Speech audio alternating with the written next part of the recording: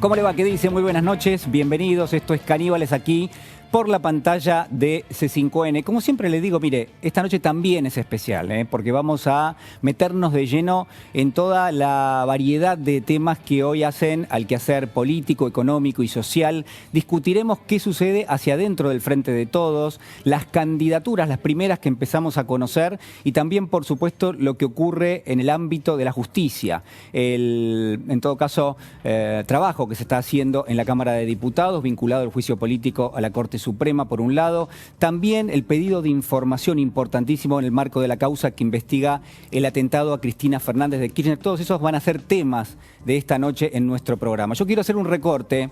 Usted recuerda cuando éramos chicos, bueno, aquellos que estamos cerca de la cincuentena, y leíamos esa serie de libros que se llama Elige tu propia aventura. Bueno, yo le voy a proponer uno de tantos caminos, ¿no? Uno lo va recorriendo, va haciendo una especie de vector que sirve para mostrar un recorte de la realidad. Y me interesa este fin de semana particularmente una noticia que uno podría considerar que tiene un carácter técnico, pero que fíjese que también pesa y mucho en términos de la expectativa que tenemos todos en función de lo social y de lo económico, y de lo importante que va a ser esto en la discusión electoral. ¿Por qué? Porque el Fondo Monetario anunció este fin de semana, anunció en rigor a través de fuentes oficiales del gobierno argentino, y próximamente lo hará seguramente entre el lunes y martes, en términos oficiales, lo que va a ser una especie de reacomodamiento de la pauta de reservas dentro del acuerdo con el organismo. Es decir, la Argentina debe cumplir hoy por hoy, en forma trimestral, no solamente la meta de reservas, la cantidad de dólares que tiene que acumular el Banco Central,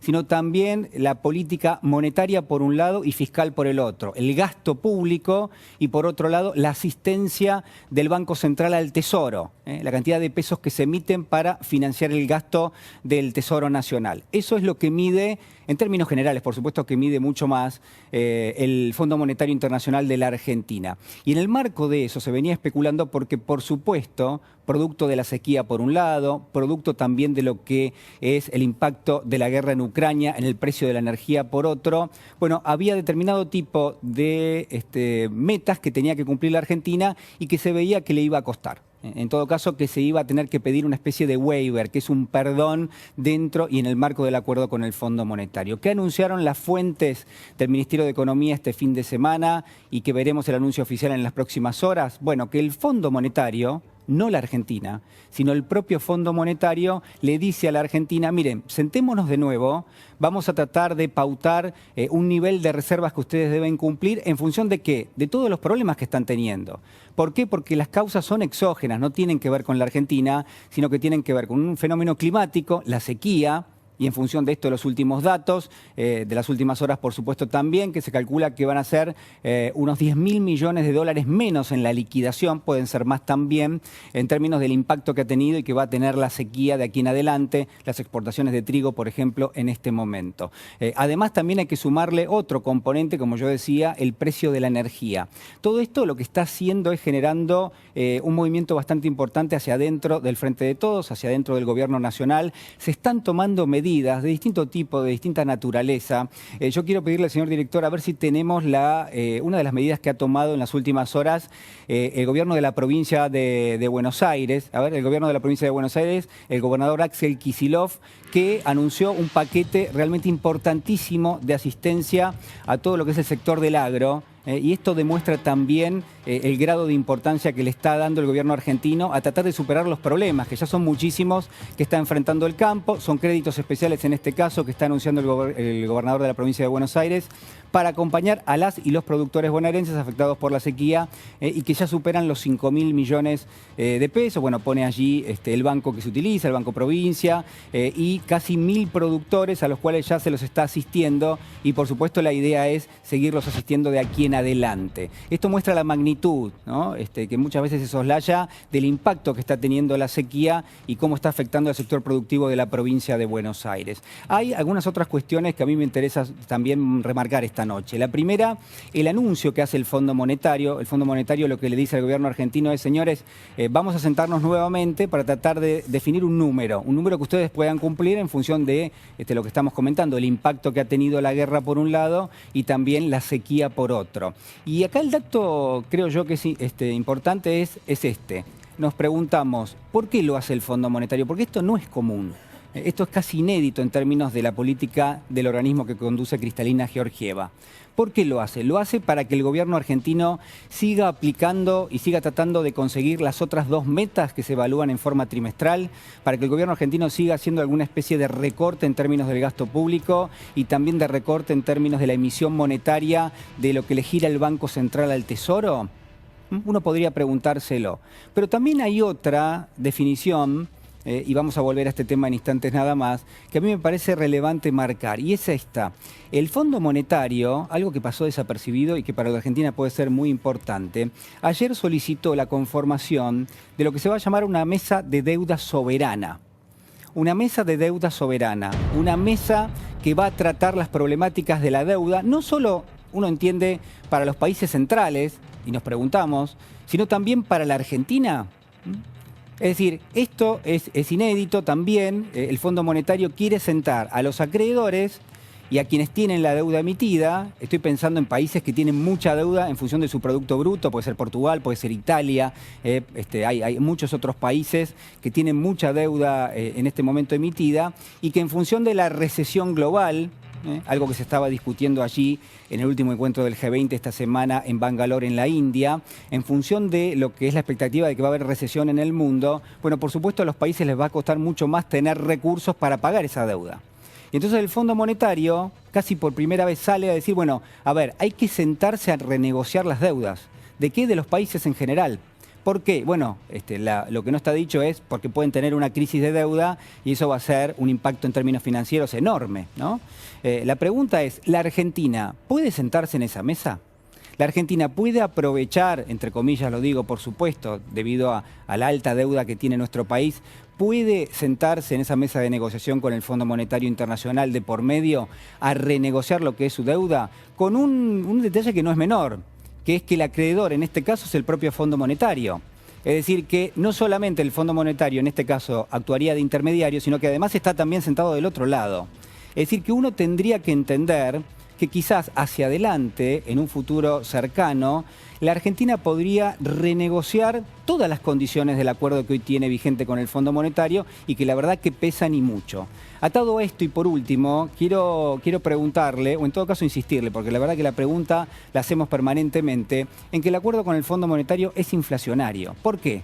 Porque el fondo lo que te pide es, ajustame el tipo de cambio, no lo dejes retrasar contra la inflación. Ahí tenés ya un componente inflacionario. Ajustame los subsidios a las tarifas de servicios públicos, es decir, subí las tarifas para bajar los subsidios. Es decir, ahí tenés otro componente que también es inflacionario porque suben los costos de producción a nivel país, porque la energía es un insumo básico de cualquier economía productiva. Y a partir de allí hay muchas otras cuestiones que hacen también que el impacto del acuerdo con el Fondo Monetario tenga y sume más inflación en la economía argentina. Entonces, hay una pregunta que hay que hacerse, es esta.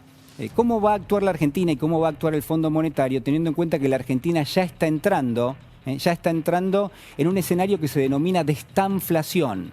Es decir, estancamiento económico, hay que ver si esto no se transforma en una recesión económica pronto, pero por ahora es estancamiento económico y alta inflación, ¿no? Que es un escenario realmente malo para cualquier economía del mundo y también, por supuesto, para la Argentina. Eso es lo que cabría preguntarse. Ahora bien, quiero proponerle algo. Quiero proponerle que tiremos del piolín que habíamos dejado extendido la última semana. ¿Qué pasa con las propuestas? ¿Qué pasa con las elecciones?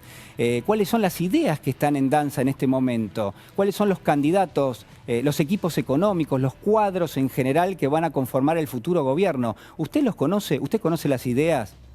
¿Qué nivel de discusión estamos teniendo en este momento? ¿Cuáles son las propuestas para salir de la delicada situación? Que la Argentina crece, ahora ya está entrando en un estancamiento económico, pero al mismo tiempo tratar de, en todo caso, mitigar lo que puede llegar a ser el impacto futuro de esa potencial recesión, toda vez que el Fondo Monetario incluso recomienda subir cada vez más las tasas de interés y eso enfría la economía y por otro lado genera inflación. Y entonces surgen algunos mensajes interesantes. Por ejemplo, lo que subió hace instantes nada más Cristina Fernández de Kirchner en su cuenta de Twitter, vinculado a algo que ella misma había mencionado y que tiene que ver con esto que yo le decía. A ver, la vemos. Despersonalizando la discusión, abandonando la competencia de agravios y poniendo ideas programas y fundamentalmente la responsabilidad. ¿Desde dónde habla cada uno? Porque uno escucha muchas veces discursos, expresiones, valoraciones de gente que ha tenido la oportunidad de gobernar la República Argentina por el voto popular y han fracasado estrepitosamente. Esto no los convierte en parias de la política o que no puedan opinar.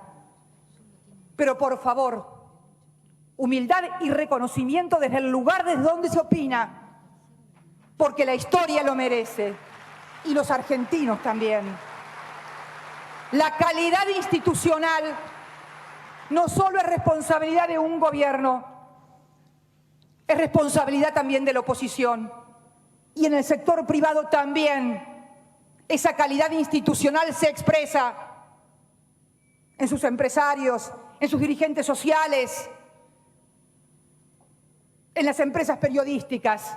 Calidad institucional en todos los mostradores y a todas las puntas, no de un solo lado. Esto es lo que significa la profundización de ese Estado democrático y constitucional. Bueno, muy interesante, ¿eh? No hace falta que lo diga yo, porque da de lleno en lo que es una falencia que tiene en este momento la coyuntura política, social y económica en la Argentina, que es la discusión de ideas y las propuestas. Implicaría, por supuesto, alguna especie de autocrítica de quienes están al frente del gobierno en este momento y sobre todo quienes definen las políticas que se están aplicando. ¿Por qué? Bueno, porque sencillamente una propuesta para superar un problema significa que ese problema no se superó, por lo menos en la gestión y en lo que va de esa gestión. Entonces, interesante también en vistas de que se van a inaugurar las sesiones ordinarias del Congreso esta semana. Veremos cuál es el planteo que hace el presidente de la Nación, Alberto Fernández, alguien que potencialmente podría ser precandidato nuevamente. Y la pregunta del millón creo que tiene que ver con eso, ¿no? ¿Cuáles son las propuestas? ¿Cuál es la plataforma electoral? ¿Cuáles son también las propuestas que vienen de la oposición política? Si no está especulando muchas veces la oposición política, hablando de una bomba que va a explotar en determinado momento, y quizás allí subyace una de las grandes falencias que tiene la oposición, que es que hasta ahora al menos no ha presentado ningún tipo de propuesta concreta que permita ser discutida, que permita ser evaluada, que en todo caso el electorado decida qué es lo que quiere hacer. Y hasta ahora no hemos visto nada, ni por Larreta, ni por Bullrich, ni por quien se supone que son, en principio, los precandidatos que tiene la oposición política. Tampoco por el oficialismo. Tampoco por el oficialismo. Y este también es un detalle que no es menor realmente. Vinculado con esto, y para terminar, la especulación que muchas veces se hace en función de los factores que son exógenos. Yo le hablaba de la sequía por un lado, pero también del impacto de la guerra. Algo que el gobierno argentino venía hablando con el Fondo Monetario Internacional, le venía diciendo, me tenés que reconocer el impacto de la guerra, porque si no, no me podés pedir que haga el ajuste que está dentro del acuerdo que firmó en su momento el exministro Martín Guzmán. Y en función de eso, muchas veces las acciones de la oposición política tratando de sacar una ventaja, una pequeña diferencia en términos del capital político, pero soslayando, pero escondiendo que realmente es una problemática a nivel global. A ver, vamos a ver un pequeño informe, 1 minuto dura, y ya lo discutimos con las y los caníbales.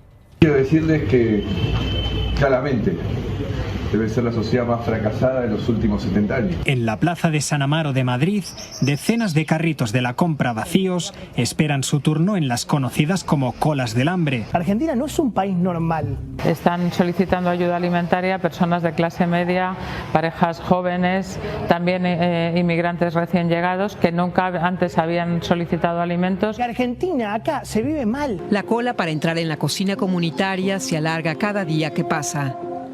En Londres, la pobreza no para de crecer. La Argentina está todo ha caído 3 escalones. Bandejas de carne protegidas con sistemas antirrobo. Esto sucede en el Reino Unido, donde los robos de alimentos se han disparado, alimentados por una inflación galopante. Yo lo he definido como Berretalandia. Una vez a la semana, y a pesar de las bajas temperaturas del invierno de París, estos jóvenes aguardan en una cola que, como vemos, da la vuelta a una manzana completa.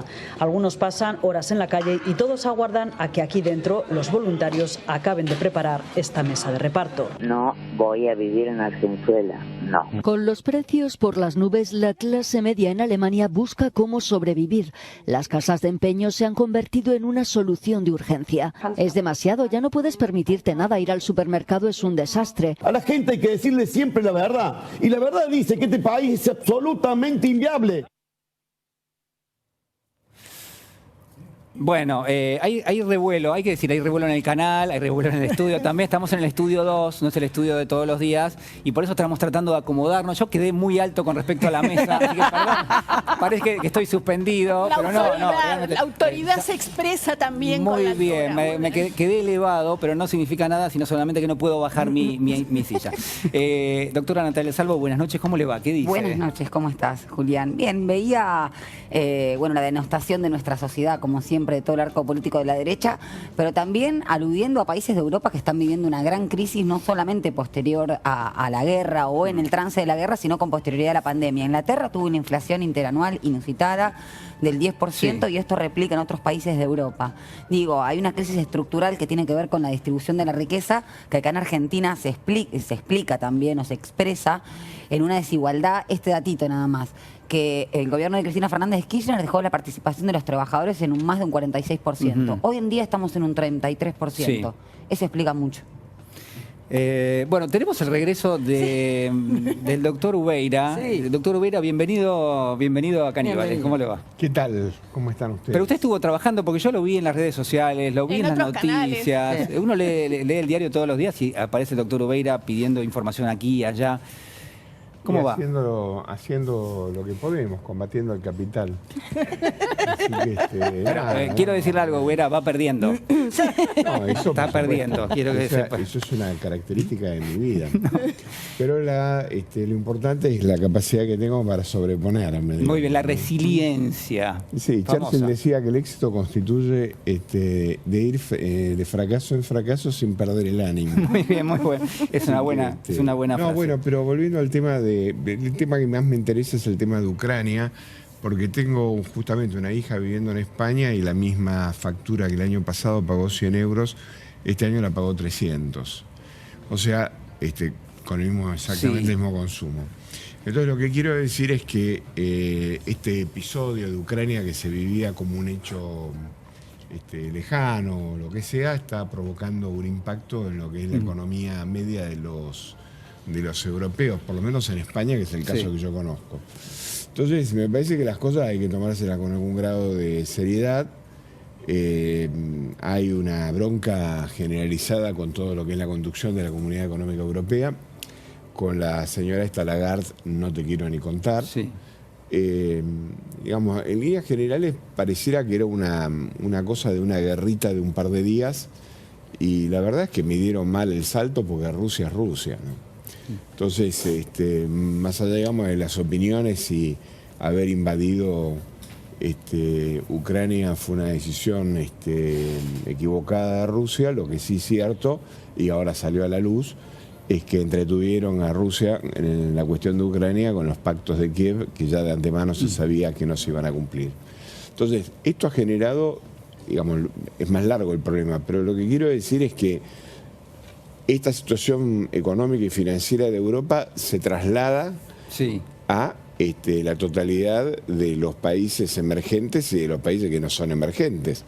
O sea, que hoy Biden le haya pedido al Congreso de los Estados Unidos vender oro para poder financiar a Ucrania es un hecho nunca visto, porque tiene que superar la línea del gasto interno de Estados Unidos. Sí, el presupuesto, ¿no? O sea, que me parece que, digamos, esta actitud de Georgieva tiene que ver, y la posición del Fondo Monetario Internacional, que hay que barajar y dar de nuevo, porque, digamos, para decirlo sintéticamente, hay un quilombo mundial de proporciones, ¿no? Me pregunto, voy a hacer la pregunta que algunos dicen, bueno, no, es muy pronto, pero digo, ¿la Argentina puede renegociar el acuerdo con el Fondo Monetario? Se lo pregunto a Amado Vudú. Buenas noches, Amado. ¿Qué tal? Buenas noches. Argentina debe renegociar el acuerdo con el Fondo Monetario, porque es un mal acuerdo, producto de una mala política de Macri. Guzmán hizo un pésimo acuerdo, pero fue producto de una mala política del gobierno de Mauricio Macri. Cristina Fernández de Kirchner, Néstor Kirchner dejaron al país sin el verdadero cepo, tanto que se habla de cepos, que es el Fondo Monetario Internacional. Te escuchaba cuando hablabas de la mesa de la deuda. Nada bueno puede esperar Argentina de ninguna mesa del Fondo Monetario Internacional. ¿En serio, Amado? Nada bueno porque ya lo vimos 2008-2009, la salida de la supuesta crisis financiera, las políticas del Fondo Monetario, impulsadas por el Fondo Monetario, fue salvar a los bancos, hundir a las sociedades, salvando a los macro. Si me permitís en esto un minutito, ¿no? Porque Argentina en el año 2001, el Fondo Monetario le soltó la mano. Y la teoría que subyacía a esa decisión del pésimo gobierno de la Rúa, Patricia Bullrich y compañía y Cavallo. Es la misma Bullrich La misma Bullrich fue la del 13%, por eso nos olvidamos de las cosas en Argentina. Bien. Ella le sacó el 13% a los jubilados y a las provincias argentinas. Esas son las políticas de Patricia Bullrich. Pero en ese momento el Fondo Monetario le soltó la mano a Argentina con la teoría económica del riesgo moral, el moral hazard.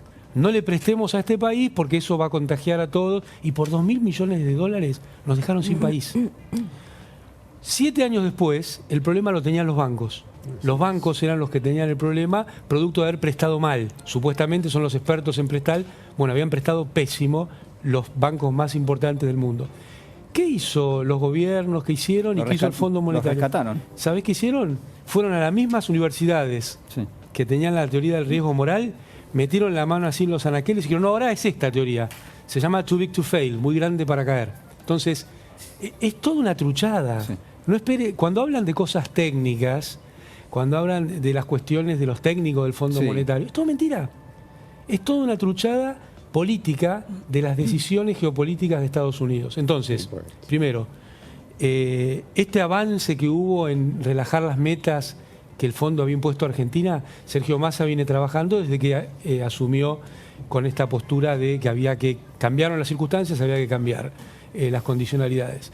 Pero esta es una cuestión coyuntural. Nosotros necesitamos sacarnos el cepo del Fondo Monetario de encima, porque si no Argentina no tiene destino. Argentina entró al Fondo Monetario con el plan Previch, en la revolución fusiladora, fracasó. Después, para hacer corta la historia, la dictadura genocida cívico-militar, Martínez de Oz, el Fondo Monetario, fracasó. Después vino Surruil en la segunda parte del gobierno de Alfonsín, fracasó. Después vino Cavallo con Menem y el Fondo Monetario, fracasó. Después vino Cavallo con De la Rúa y antes Machinea con De la Rúa, los dos con el Fondo Monetario, fracasaron. Hasta que apareció Néstor Kirchner, que se sacó de encima el cepo del Fondo Monetario, que se lo sacó a las argentinas y argentinos. Pues acá el Fondo Monetario opera más como un organismo que cobra reparaciones de guerra. Y acá es una deuda, no son reparaciones de guerra donde te pueden imponer condiciones. Esto se parece más al Tratado de Versalles y las reparaciones de guerra que a la devolución de impuestos. Y además, si miramos desde la propia lógica capitalista, empresarial del Fondo Monetario, los muertos no pagan las deudas. Entonces, con los planes del fondo, África, América Latina, fracasan, porque son planes que no sirven. Déjennos hacer nuestros planes, que ahí nos va bien. Y me parece que, terminando con tu pregunta, es importante que forme parte del contrato electoral. La propuesta política del Frente Nacional y Popular, tenga el formato que tenga, y ojalá sea lo más amplio posible, tiene que ser renegociar el acuerdo con el Fondo Monetario, porque con este acuerdo no se le va a poder dar respuesta a la población argentina. Amado, o no, por ejemplo, la oposición política podría decir, bueno, yo voy a cumplir a rajatabla el acuerdo con el Fondo Monetario, también podría decir. Esa es la Argentina inviable. Bueno, no, por eso bien, que de este lado, en el campo nacional y popular, aún con las diferencias, hay una propuesta para una Argentina viable. Y eso requiere rediscutir el acuerdo con el fondo, porque vos explicaste una cosa que es evidente. Todos los acuerdos con el Fondo Monetario Internacional son inflacionarios. Y todos los acuerdos con el Fondo Monetario Internacional no son sustentables, porque ningún país puede sostenerse sin generar su propia riqueza, su propio trabajo. Y Argentina está en posibilidad de hacerlo. Este gobierno, los que nos gusta más o menos, ha logrado que mejore la actividad económica, cosa que Macri había dejado destruida. Bueno, falta recuperar la distribución del ingreso, porque si no esto no va a ser sostenible en el tiempo. Bueno, después te voy a preguntar porque la Argentina está pagando, dentro de lo que es el acuerdo con el Fondo Monetario renegociado en marzo del 22, está pagando una deuda en términos de no solamente la cancelación a través de la plata que gira el fondo a la Argentina se la devuelve al fondo, sino además está pagando intereses. Y esos intereses subieron... Con sobretasa. Con sobretasa. Están en el 7% anual, que es una cosa, son 1.300, 1.400 millones, y este año van a ser más de 3.000 millones de dólares solo de intereses. No estamos ni siquiera empezando a pagar el... Con lo cual, realmente es bastante complejo. Úrsula Vargas, buenas noches. ¿Cómo estamos? Bien. No, pensaba, te había escuchado con atención el tema de la falta de ideas, algo que yo vengo pensando porque desde la oposición no me sorprende. No suelen tenerlas, no hablan de política, sino que se basan en eslogans, en el insulto, en la especulación de, por ejemplo, hablar de una bomba. Pero lo que me llama atención es desde el oficialismo tampoco hay ideas, ¿no? Entonces se juntan en una mesa, uno está atento a ver qué puede pasar. Estuvo bien la reunión, salen diciendo nada más, mientras tanto hay gente que está sufriendo y me parece que es como una especie de copy-paste. Digo, siempre nos marcó la agenda la derecha y corremos detrás de no bomba, no hay bomba, no, esto no, tampoco no hay.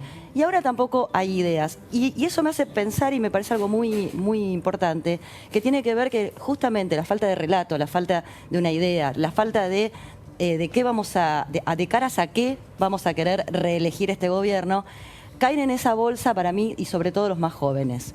¿Qué tienen los más jóvenes? Bueno, una desazón, una desesperanza total y terminan abrazando los discursos incendiarios, por ejemplo, de Milei, que aprovechan esa desazón, esa bronca, ese odio, esa falta de futuro para captar esos votos. Y que luego todos sabemos, por historia y por la edad que tenemos, que termina siendo ese voto un tiro en el pie de cada votante joven, porque sabemos que lo que puede llegar a hacer Milei si llega al gobierno es tremendo. Entonces, un pedido al oficialismo es, hay que empezar a hablarle a esa gente que está desesperada y sobre todo a los jóvenes porque no le estamos ofreciendo nada. Lili Gendel, buenas noches. ¿Cómo estás? Muy buenas noches, ¿cómo estás? Yo te quería preguntar esto. ¿Pueden los distintos precandidatos del Frente de Todos salir a explicar cuáles son sus propuestas si el propio presidente todavía sigue tratando de llegar a una candidatura? Es decir, ¿no hay ahí una especie de algo incompatible? Por ejemplo, un Juan Grabois que diga, porque lo que está haciendo Alberto está mal y yo voy a hacer otra... Digo, ¿eso se puede hacer? ¿Por qué no? La pregunta siempre es, ¿y por qué no? La verdad es que si vivimos en una situación... Por una situación de desgaste político, por ejemplo. No, bueno, pero con el mismo criterio, a veces algunos en la audiencia nos piden que no desgastemos al presidente criticándolo. Y yo digo, ¿y por qué no? ¿Y dónde decimos lo que hay que decir? Al contrario, que el presidente escuche y pueda recapacitar lo que decimos acá, simplemente porque representamos a diferentes grupos. Yo creo que este es un momento muy particular, un momento que podría ser de quiebre, que cada quien debe salir a decir cómo piensa, qué quiere hacer, cuál es el camino por el cual va a hacerlo. Y quiero decirte, cuando se trata de los bancos, Amado, es rescate. Ahora, cuando la guita va para la gente, eso es populismo, ¿no? O sea, hay que tener claras esas. Y Natalia decía hace un ratito lo del 30% de la participación. Al 30% de la participación se llegó con el primer peronismo, ¿no? Al 50, exactamente, la mayor incidencia de los trabajadores en el PBI fue con el gobierno de Peor, con el gobierno de Cristina. Bueno, porque si no damos por sentadas algunas cuestiones. Y en relación a discutir la política, a mí me preocupa enormemente que Houghton sea parte del equipo de Larreta y que ya esté anunciando que va por los derechos conseguidos. Cuando discutimos política, tengamos claro lo que conseguimos en estos años, porque no es solo Milei el riesgo. Es interesante porque hay muchos sectores que no dan su opinión con respecto a lo que pueden hacer en la Argentina o a lo que quieren hacer, pero cuando lo dan, te quedás pasmado. Pero por eso hay que señalarlo. O sea, cada una de estas personas viene con un discurso. Pichetto es transparente, yo se lo agradezco, le agradezco mucho que diga exactamente qué es lo que piensa acerca de las mujeres, del feminismo, de la ministra, de los mapuches, porque además miente, discrimina, es xenófobo, misógino. Gracias, Pichetto. Me gusta más Pichetto diciendo eso que los que se hacen los demócratas, los tipos que en realidad vienen por la democracia. No, vienen a llevarse puesto todo. Ya lo saludo al que tiene el estandarte, la bandera de caníbales, ¿no? Digamos, ya se ha transformado casi en un embajador plenipotenciario de caníbales. Pedro Peretti, ¿cómo estás? Buenas noches. Buenas noches. Estás en todos lados, Pedro, estás en las redes sociales, recorres la Argentina, nos haces promoción por todos lados. Y no les cobro nada. No, por supuesto. Y regala libros. Y regala libros. Muy bien. Libros de trabajadores. Ahí está, sí, lo puedo mostrar. Se llama La Fábrica, una historia sobre la heroica lucha de las bases obreras en la convulsionada década de los 70. Ahí está. Gracias, Pedro. Pedro. Bueno, yo quería tomar un aspecto de la editorial tuya sobre el aspecto inflacionario del acuerdo con el fondo y el tema de los alimentos. La convergencia de un dólar único que plantea el acuerdo con el fondo va directo al precio de los alimentos. Y tenemos un grave problema. Mirá, la encuesta permanente de hogares acaba de determinar la canasta familiar 163.639 pesos.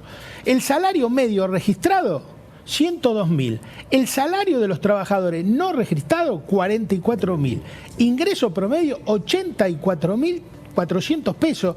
O sea, estamos casi al 50% de la canasta básica. Y las mujeres cobran un 27% menos que los hombres. Pedro, de vuelta a la Se agrandó la brecha. De la canasta. Claro. La canasta es 163.639. 163.000 pesos. 102.247 es el trabajador registrado. Ya estamos bien abajo. Bien abajo. 44.214 el no registrado, 57% ya me menos. Hundiste directamente. La canasta es sin alquiler, además. Sí, claro. Y el promedio, no, incluye el alquiler ahí. Me parece que incluye el alquiler. Es alimentos, salud, vestimenta, educación y todo lo demás. Pero bueno, no es la sea con alquiler o sin alquiler. Ahora, yo te digo una cosa. 3 índices que impactaron este mes. La lechuga impactó el 0,20, impacta el 0,26 de la lechuga. Chicos, la lechuga que es nada. Yo voy a subir un videito esta semana, ya que estoy en todos lados, sobre la experiencia hortícola que financió el Ministerio del Interior. Guado Pedro, porque habla de candidato que no hay ideas. Bueno, ahí tenés una idea. Hace 12 meses que tiene el mismo precio de la lechuga, 200 pesos el kilo. La lechuga aumentó el último año 150%. Llegó a llegar a 1.000 pesos el kilo. Ahora está 559. Este proyecto hace 12 meses que lo vende a 200 pesos y tiene el 100% de ganancia. ¿Escucharon? No estoy mintiendo, ¿eh? Estoy diciendo que se puede gestionar de otra forma. Pero ¿qué hace falta? Ideas. Y coraje político. Y gestión. Ahí está donde nosotros venimos diciendo que para eso hay que usar las LELIC. Vos tenés 2 bases monetarias estancadas, que lo único que hacen es generar intereses para los bancos.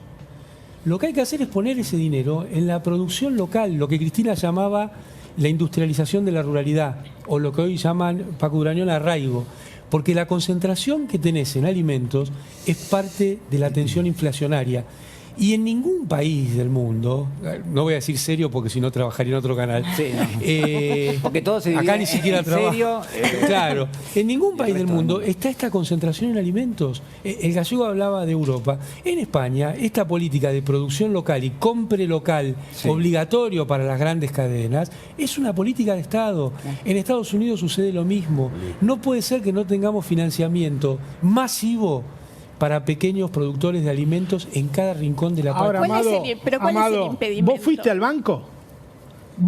¿Ustedes saben lo que están cobrando los intereses, los bancos por mes? Imposible. Estamos en la patria financiera, de vuelta, 6, 7 puntos acumulativos cada 30 días, por encima de la inflación, es imposible. Digo, acá me parece, y que además hay que derribar otro mito. El otro mito es que la Argentina produce trigo, los argentinos tenemos trigo, tenemos maíz, no tenemos nada. El Estado argentino no tiene nada. El trigo tiene dueño, la carne tiene dueño, el maíz tiene dueño y no somos nosotros. Y fíjate vos, uno de los índices que más impacta es el aceite. Nosotros podemos fabricar un río de aceite. Podemos hacer un río de aceite. Somos los primeros exportadores del mundo de aceite. y tenemos un problema con el aceite tremendo. Bueno, Pedro, pero hay que tomar decisiones y pelearse, ¿no?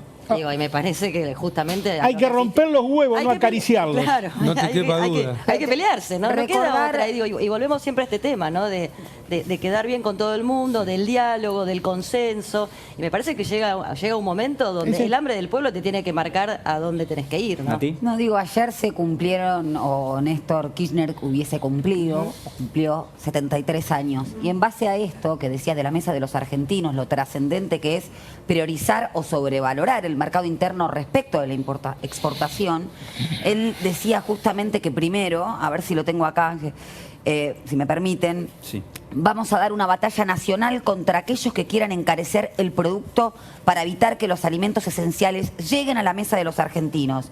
Primero hay que comer y después que exportemos. Primero hay que comer en la Argentina. Claro. Digo, no, eso es una decisión política, no es una decisión técnica. No hay que ser un leguleyo, no hay que hacer un PowerPoint. Es necesario tener la decisión política de primero priorizar el mercado interno y los argentinos y después la exportación. Y encima eso es sustentable. Además de ser justo, además de ser razonable, además de ser nacional, es lo que hace sustentable a la economía. Bueno, hablamos de la economía, hablamos de lo social y por supuesto la justicia tiene importancia, ¿no? A veces parece que está aislado de todo y en realidad tiene una relevancia realmente siempre inédita, siempre increíble, ¿no? Lo importante que es la justicia. Y en ese contexto entonces, a ver señor director si tenemos el próximo informe, vinculado obviamente a los famosos chats del ministro D'Alessandro, que se conocieron en las últimas horas, los últimos días en este caso, y cuál es el impacto que esto está teniendo y cómo eso se reparte en términos de la información en los medios. Lo vemos, por favor. Estamos frente a una operación donde se ha montado una situación inexistente. Los chats se inventaron. Nuevos chats de D'Alessandro, el ex ministro de... todavía es ministro de Seguridad porque está de licencia. Con uso de licencia. Y la última por mi parte es, ¿vuelve Marcelo D'Alessandro? Porque está en suspenso. Tomó una licencia de 3 meses y recién va uno, con lo cual tenemos 2 meses más para hablarlo con él, ver cómo está su situación personal, familiar, que está muy afectado. Empezaron a salir otra vez chats. Los chats se inventaron. Se está llevando a cabo una audiencia en la Comisión de Juicio Político que tiene a la Corte Suprema sentada en el banquillo de los acusados, a partir de la promoción de este juicio que el Gobierno Nacional, a través del impulso de Alberto Fernández, hizo de los miembros de la Corte. ¿Quién iba a declarar hoy? El juez federal Sebastián Ramos. Señor juez, doctor Sebastián Ramos, ¿jura o promete decir verdad de todo lo que se le ha preguntado? Sí, juro. Es uno de los jueces federales que integra como DROPI y que hoy iba a declarar. ¿Hay algún vínculo que usted tenga sistemático con Marcelo D'Alessandro y Silvio Robles? No, señor. Bueno, ¿de quién aparece una de las filtraciones en conversaciones? De Sebastián Ramos. 26 de enero del 2022. Ahí está. Hola Tano. Sebastián Ramos dice, hola Tano es D'Alessandro. Hoy me entregaron el Focus, gracias. El Focus es el auto. Exacto. Nada que agradecer, ni bien entre los Toyotas, te doy uno. ¿Hay algún vínculo que usted tenga sistemático con Marcelo D'Alessandro y Silvio Robles? No, señor. Si dice que no lo conoce, ahí es grave. Por eso, esto sale contemporáneamente al tipo sentado y se lo preguntó, no lo conozco. Sebastián Ramos, que no conocía a Marcelo D'Alessandro, hoy dijo eso.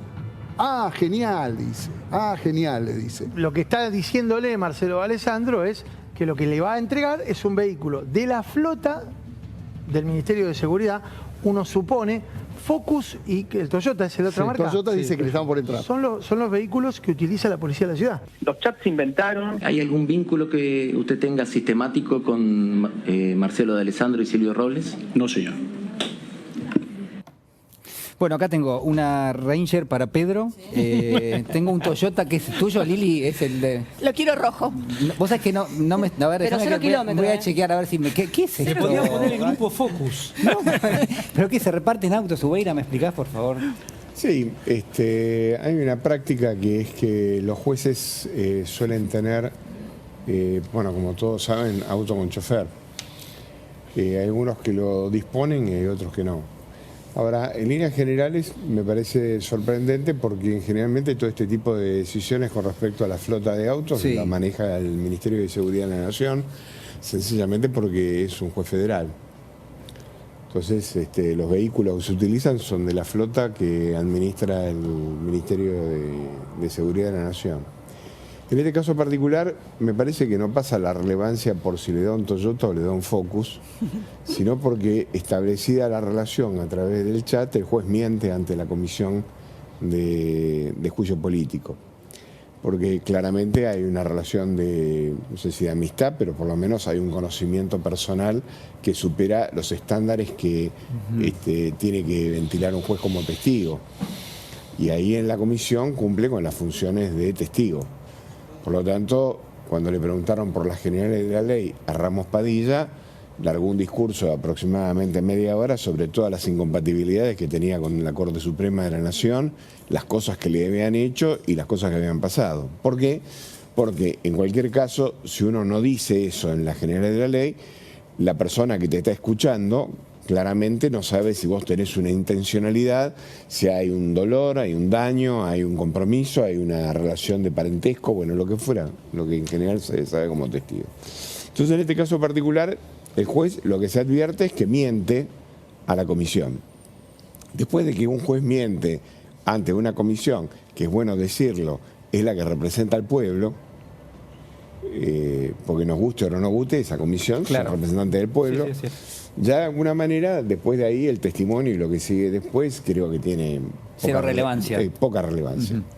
Entonces, esto por un lado. Pero por el otro lado, ustedes me habrán escuchado decir en innúmeras oportunidades, no solamente acá, sino en todas las oportunidades, ya de la época que estaba Macri, que era menester que la Corte Suprema de la Nación tuviera un juicio político. Y me parece que lo relevante es que el juicio político está en trámite. Entonces, cuando la gente dice que, o la gente no, la oposición sostiene, y sobre todo el Diario de la Nación, hoy leí lo del Diario de la Nación, cada vez me concentro más en el horóscopo. Pero después aclará qué es lo del Diario de la Nación. Claro, pues yo leo el horóscopo. No, está bien. Bueno, pero, están los que leen los avisos fúnebres, ¿no? Fúnebres, que también es una parte importante. Pero, digamos, cuando uno lee las notas más o menos de fondo del Diario de la Nación y el aval que consideran de alguna manera que este juicio político es un avance sobre la legitimidad o la estructura del Poder Judicial como integrante de un poder republicano, habría que avisarle a todos, inclusive al Diario de la Nación, que una de las facultades que tiene el Congreso de la Nación es promover el juicio político cuando ha habido un mal desempeño. En este caso particular tenemos jueces que se autoeligen, tenemos un juez, por ejemplo, como el señor Rosati, que un rato tiene el sombrero de juez federal, juez de la Nación, juez de la Corte, después se puede poner el presidente del Consejo y atiende de cualquiera de los dos lados del mostrador, o este señor Rosenkranz que se autoamnistía y atiende a sus clientes ahora, que eran sus clientes después de 5 años, y toda una serie de escándalos. Bueno, no hablemos de Maqueda con el tema de la obra social. Yo creo, lo digo con sinceridad, más allá, digamos, de los aciertos o desaciertos y del pasado, ¿no? Creo que el que menos va a estar expuesto es sin duda que el juez Lorenzetti, eso no tengo ninguna duda. Ahora, los otros tres, esa troika que se armó es terrible. Entonces, ¿qué es lo que pasa? Cuando uno ve el juez Ramos y después ve la declaración que se produjo de la Asociación de Magistrados y cantidad de cosas que dicen que los jueces no tienen por qué explicarle a la Cámara de Diputados ni dar explicaciones con respecto al tema del valor de sus sentencias, es cierto, pero parcialmente, en tanto y en cuanto sus sentencias no sean prevaricantes. Porque entonces ahí ya estamos frente al delito. Ahora, en este caso particular del juez Ramos, recibe una causa que no está en feria porque no hay detenidos, la recibe un lunes y el martes la sobresee y ahora se basa en un dictamen de Stornelli para no continuarla y resulta que te dan la cana porque resulta que el investigado era de Alessandro, al cual habría que colocarle, vio que los militares es retiro efectivo, ahí tendremos que colocarle una S, ministro suspendido en funciones. Es como una suerte de enorme tomadura de pelo. Entonces, no existe la posibilidad de construir un sistema republicano sobre la base de este tipo digamos, de funcionamiento del Poder Judicial. ¿Pasa en la Argentina? No, pasa en Estados Unidos, que está exactamente igual, en la misma posición. Hay jueces en la Corte Suprema de Estados Unidos que están bajo inspección. Hay senadores federales de los Estados Unidos que hablan concretamente de que en Estados Unidos tiene que haber 3 poderes, pero no un sistema democrático. El senador de Utah acaba de decir esto. O sea, quiero decir que la onda expansiva es de este tipo de proposiciones. No solamente de la Argentina, sino y también finalmente, para terminar, uno de los jueces que integra la sala primera acaba de decir, en una resolución que me afecta, porque yo, en este caso particular, actúo como apoderado de la doctora Fernández, dice claramente que los muchachos de Revolución Federal no hicieron otra cosa que ejercer su libertad de expresión. Sí. Una locura. Entonces yo me imaginé a este juez federal, si hubiera sido juez en el año 36 en Alemania, consideraría que el Kristallnacht no era ni más ni menos que una libre expresión de un pueblo que de determinada manera reventaba las vidrieras de aquellos que consideraban que era una raza suprimida y menor. No, esto lo dice en un fallo. Y que solamente el impulso se debe en base a los esfuerzos de la querella, con lo cual me pone contento, al igual el doctor Aldazábal, por semejante elogio. O sea, como que no tenemos nada. Y resulta que la causa dimana por todos los lados, un horror. Ahora dirigimos la acción con respecto a la Policía de la Ciudad de Buenos Aires y al señor D'Alessandro en cabeza de todo esto. Lo que quiero decir es que la podredumbre es de tal grado que mismo cuando uno ve los testigos que están apareciendo y lo que van declarando en la comisión, realmente todo es un horror. Falta poco. O sea, se le rompió un caño en toda la Corte Suprema al despacho del juez Rosati, pero da la casualidad que mirá que tiene unos cuantos metros el despacho de Rosati y le pega a las computadoras. A ver, podemos contarlo bien cómo tenemos un problema de mantenimiento. Es un dato importante. Parece ser, ¿no? A ver, Natalia. Sí, no, parece ser que esta inundación se produjo los últimos días previo a finalizar la feria judicial. Sí. Uno de los testigos, que se encarga de las cuestiones internas, fue a declarar a la Comisión de Juicio Político. Quiero destacar una cosa, lo poco acostumbrados que están los jueces y los funcionarios judiciales a declarar. Sí. Es decir, lo poco acostumbrados que están al escrutinio popular o a someterse a los mecanismos constitucionales como el juicio político. Bueno, hubo una inundación que llamativamente... Se rompió un caño. Claro, ¿Dónde se rompió? En el séptimo piso. Pero vale aclarar, el Palacio de Justicia, o no dicho, pero viste cómo es el agua, arranca en el tercer piso, que vendría a ser el primero. Bueno, el séptimo piso parece ser que inundó. Empezó a gotear. Claro. Empezó a gotear y rapidísimo. ¿para dónde fue el agua? Con una premura, ¿no? el agua esquiva. Eligió una computadora. Eligió la computadora, que es la de Robles. ¿La de Robles? Ah.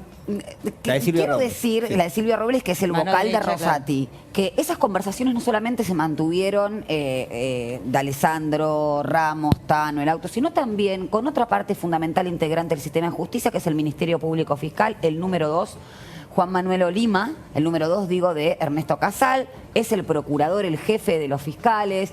Fue el que reemplazó a interino hace muchísimos años, a Alejandra Giscarbó. Digo, toda esta podredumbre es no solamente respecto de los jueces, sino también de los fiscales, que son los encargados, en teoría, de representar los intereses de la legalidad.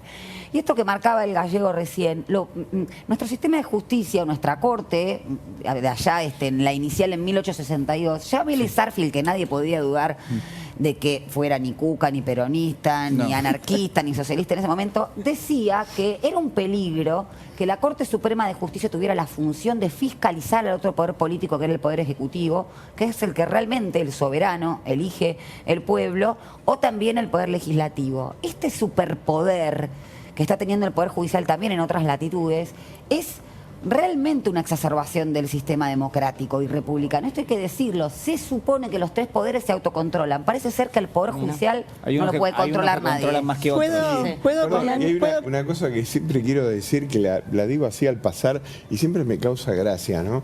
La verdad que la Corte Suprema de la República Argentina ya nació malparida, ¿no? El primer presidente que tuvo fue el que le llenó la cabeza a Lavalle de cómo armarle una causa a Dorrego para poder fusilarlo. Fue el primer lofer. El primer lofer. Cuando uno piensa, ¿no? Y tiene una calle del Carril. Cuando uno piensa en digamos, los orígenes de todo esto, hay veces que uno dice, bueno, realmente esto es un horror. Bueno, nosotros estamos signados por eso. Nuestros padres fundadores, lamentablemente, no la pegaron con los funcionarios que eligieron. Juli, dos observaciones y primero sobre la inundación, agradezco que en esta ocasión no murió nadie, ¿no? Recuerdo Iron Mountain, de donde también, sí, ¿no? El agua llegó a la computadora de Robles, ¿alguna más? O... No, a la que se necesitaba. Supimos de Robles. Pero no, por suerte no falleció nadie, no murió nadie en este intento también de ocultar pruebas. Dos observaciones me gustaría hacer. Por un lado, de lo que estamos conversando, la contemplación, inacción que hay por gran parte de la sociedad frente a estos chanchullos que vemos. Nosotros somos personas que a lo mejor por estar en la tele o por lo que trabajamos, periodistas, estamos muy informados. A muchísima gente cuando ve esto, la respuesta es: a mí no me cambia, no me llega un plato de comida a la mesa, no puedo llegar a fin de mes. Y recordarles que es a razón de esta justicia que tenemos, y no solamente de la Corte Suprema, sino de varios, de todos los integrantes del sistema judicial, que sí tienen que ver con nuestra economía. Acá lo hemos mencionado, en la cautelar para que el servicio de internet y telefonía de comunicaciones fuera esencial. Hay una cautelar del grupo Clarín, así que aumenta cuando quiere. Cuando a uno lo despiden de un trabajo que tiene un juicio laboral y pasa 5, 6, 7 años esperando una sentencia, cuando alguien tiene un conflicto a nivel comercial, es decir, la justicia está fallando, además desde su cúpula, en el prestar en el servicio básico y necesario que necesita un ciudadano de a pie. Formatea la economía, formatea lo social. Absolutamente todo. Hasta, por ejemplo, cuando uno se quiere dar de baja de un servicio, que tenés que hacer un periplo, o lo que es el derecho al consumidor, que está totalmente baqueteado en nuestro país. Pero además de eso, la otra observación, y lo digo y me parece muy grave, es la filtración de estos chats, que más allá de que sean de la oposición, es gravísimo. Porque estamos hablando en serio de una mafia que se está apretando entre sí misma, que quiere llegar al poder y va a seguir gobernando, pasándose blockbusters o chats. Y la mafia tiene una condición que es muy interesante, porque cuando llega a la democracia, lo primero que hace es captar las instituciones. Pero lo que no entiendo y las empieza a manejar desde adentro. ¿Vos estás criticando que se están pasando factura de un lugar al otro? No, yo estoy criticando la poca inacción que hay en nuestro país cuando estamos asistiendo a una mafia que se está tirando chats. No importa si es de la oposición o si sería del oficialismo. Estamos realmente en una complicación y no estamos viendo en una democracia si estas cosas suceden. Entonces, más allá del color político, de a quién le sucedan, me parece que es gravísimo y que tenemos que, como sociedad, tomar realmente parte de esto y tratar de entender e ir al fondo. Es decir, nos perjudica a todos. No es que, bueno, mirá cómo se tiran entre ellos y total, como es la oposición, a mí me parece bien y me divierto. Que uno tiene una sensación extraña, ¿no?, de lo que está pasando. Totalmente extraña. Y si pueden hacer todo esto, también quiere decir, yo estoy convencida, está acá Amado, han espiado a muchísimos referentes del oficialismo. A Cristina lo único que le lograron escuchar es cuando putea una vez a Parrilli, y eso fue gravísimo, era un escándalo nacional, y todo esto no sucede nada, y acá también está entonces la plata mediática. Aparte es un pelotudo en tono coloquial, ¿no? Claro, es como decir, por eso. Cariñosamente. Pero de todo lo que han seguramente escuchado, no pudieron tener nada. No pudieron tener nada y estamos viendo cómo se espiaban. Entonces, me parece que hay una especie de contemplación de la realidad con una inacción social que a mí me preocupa. Perdón, discúlpame, antes que cambien de tercio, es un segundo nada más. Seguimos en el mismo tercio. Vamos a seguir, creo que ¿Cómo lo del tercio? Sí, porque en la tauromaquia tiene 3 tercios. O sea, cuando uno cambia de tercios, cambia de banderillas a capote. Pero es una expresión que me quedó de mis viejos, o sea, es así. Pero no, antes que cambien, yo quiero decir algo que me parece que es esencial. El otro día el señor Larreta sacó una publicidad. La vamos a ver después, ¿eh? Bueno, pero ahí convocaba. Hay un faro ahí de fondo. Sí, pero pero después vemos la propaganda. Pero quiero decir que lo que convoca fundamentalmente es acabar con la grieta, amémonos los unos a los otros y qué sé yo. Y después, cuando llega el momento... Va a contramano de tu pala, quiero decir. Bueno, pero ahora viene lo de la pala. Te estás anticipando. Entonces, en un momento determinado es todo eso. Pero después dice que con los únicos que no va a hablar es con los kirchneristas. Y naturalmente tampoco va a hablar con el presidente de la Nación, digamos, con Alberto Fernández. Con lo cual es muy inclusivo. Yo personalmente hoy quiero hacer la apología de la pala. Yo recordaba, viniendo para acá, que hay dentro de la Ilíada, creo que es el verso 210, yo la tuve que leer. Señor director, ¿podemos poner en el graph, Ubeira hace la apología de la pala? Por favor. Por favor, porque tenemos mucha gente que nos mira en mute, pero bueno, por lo menos que se enteren lo que estás haciendo. Sí, no hace falta leer la Ilíada completa, pero el verso 210 viene... ¿Qué nivel, por Dios? De la Ilíada, bien. ¿Qué nivel, por Dios? Hay que... Muy bien, Ubeira, la Ilíada, ¿no? Bien, vamos. Pero quiero decir esto y con esto ya creo que puedo terminar el programa. Sí, obvio. En el 210... Después viene la Odisea, ¿o no? Bueno, son dos tonos. Para el domingo que viene. Pero el 210 es muy bueno. Resulta que Héctor intenta por todos los medios ya de llegar a un diálogo con Aquiles, porque aparte le tiene miedo a Aquiles. Pero la cosa se puso muy mal, Helena de Troya, el problema que ustedes ya conocen. Y en un momento determinado se intenta conciliar con Aquiles. Y Aquiles dice, más o menos, palabras más, palabras menos, que es imposible que los leones vivan con las personas. Como es tampoco imposible que haya intereses comunes entre lobos y corderos. Claro. Entonces dice... Hoy venís a solicitarme de alguna manera llegar a un diálogo para resolver este problema después de que acabaste y clavaste la pica cuando tuviste poder con respecto a mis hermanos. Entonces, lo que dice es que todo eso hay que resolverlo de otro lugar.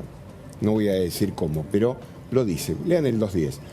Lo que quiero decir es que cuando se habla de diálogo o cuando se habla de poder... En fin, es todo muy bonita la invocación, pero se habla entre iguales. Claro. O sea, se habla entre intereses que son de carácter homogéneo. O sea, yo puedo hablar como obrero con la patronal desde la posición de fuerza que me significa que yo no entrego mi trabajo a cambio que de alguna manera vos reconozcas que me estás pagando un salario injusto.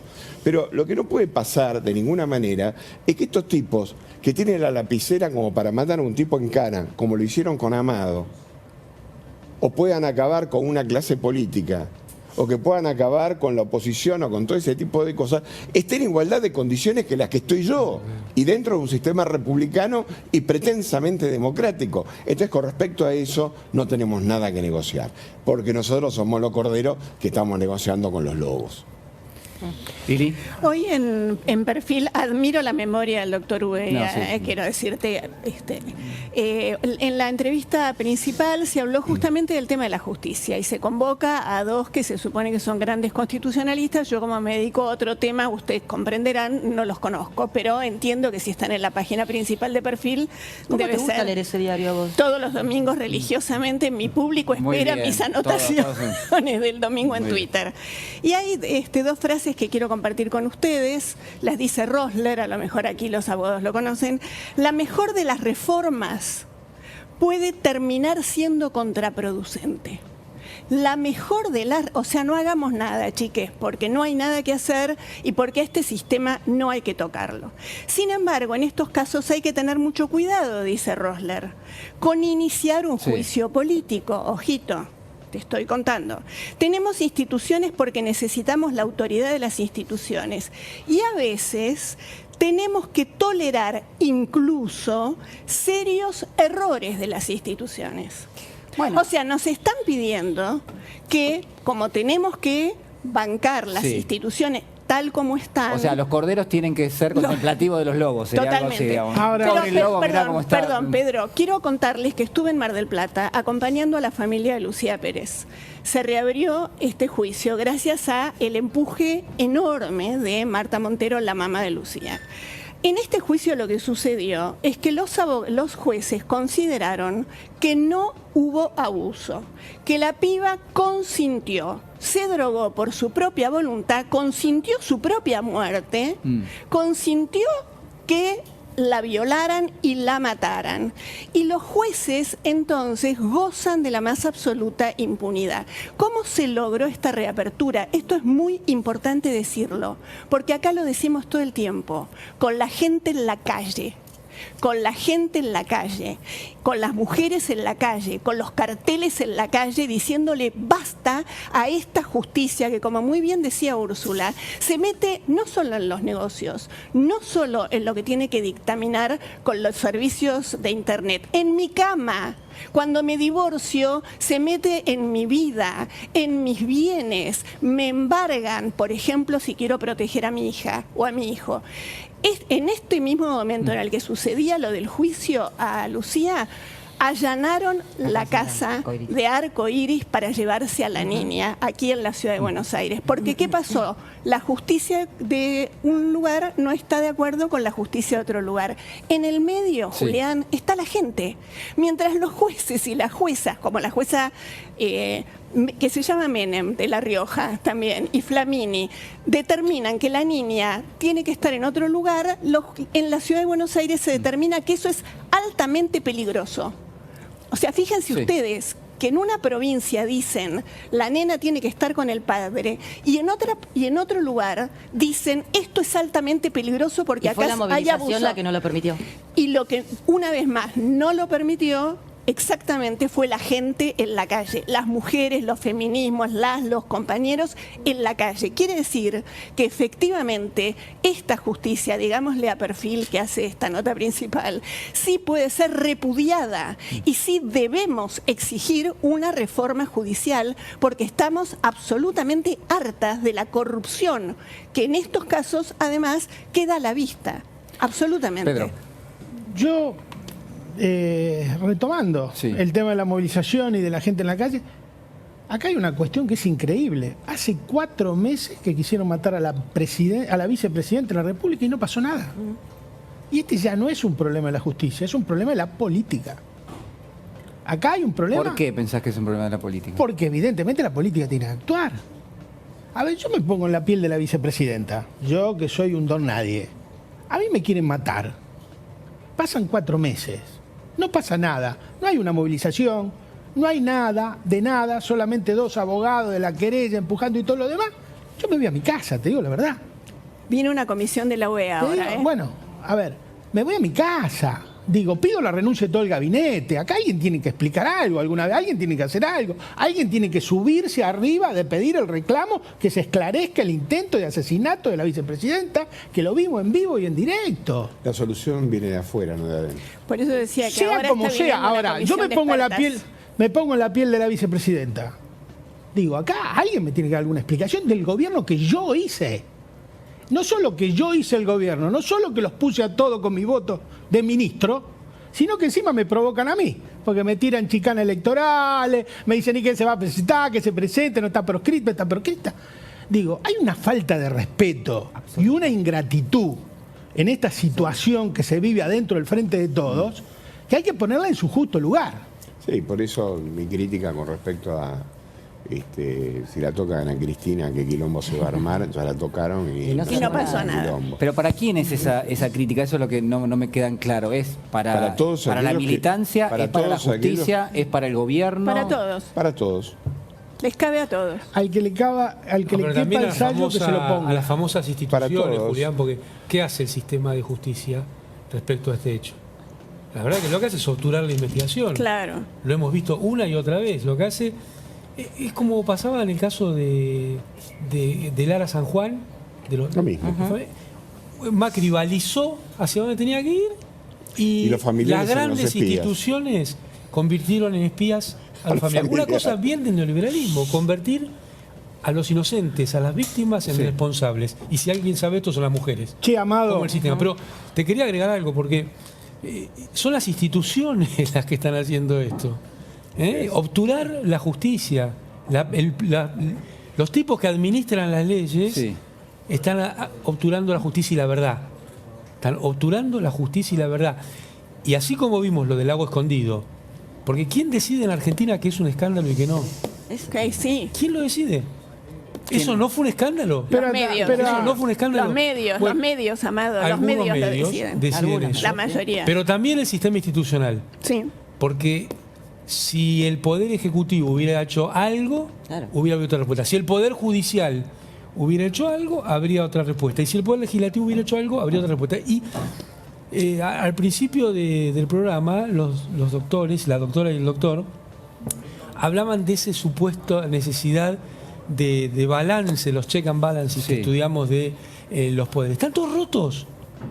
Están todos rotos. Mira, hemos asistido, las y los argentinos, en este periodo de extraordinarias, donde el presidente mandó un montón de leyes. ¿Qué hizo la oposición? Le puso un torniquete, dijo Hugo Yasky, al Congreso. ¿Qué le dijo? Si ustedes van a avanzar con el juicio político, no se trata nada. Y acá, retomando lo que se decía hace un rato, ¿qué quiere decir no pasa nada? Quiere decir, por ejemplo, que 900.000 personas, el 80% de las cuales son mujeres, no van a tener una jubilación. Eso es lo que hizo la oposición.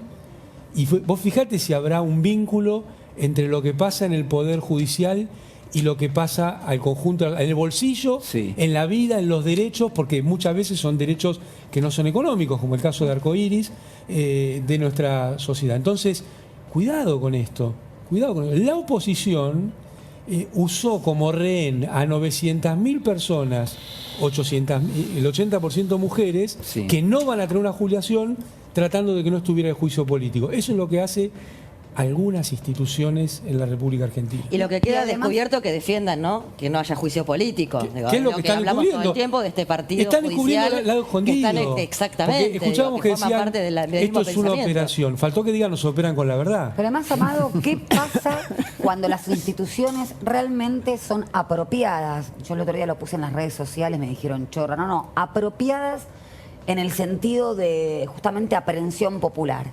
Son apropiadas por la gente, por el pueblo, por la ciudadanía, para su destino legal, constitucional. Ahí salen los dueños de la Corte Suprema, los 500 empresarios más poderosos del país. Justamente con el Poder Judicial, ¿por qué pasa esto, Lili? Porque el Poder Judicial hoy en día es el superpoder constituido del Estado que garantiza los intereses de las minorías. Por eso el Congreso no quiere funcionar, como decías, Amado, si no finaliza este juicio a la Corte, para dos leyes que eran centrales, la ley Lucio y la moratoria previsional. Entonces, entendamos que, como en el caso de Lucía Pérez o en el caso de Arcoiris, hoy en día la movilización popular, por supuesto, si es con la conducción política mucho mejor, pero es el pueblo el que va a volver a reapropiarse esas instituciones que la mafia quiere cooptar o cooptó ya. Cierro esto, no hace falta una dictadura como lo dijimos en infinidad de veces.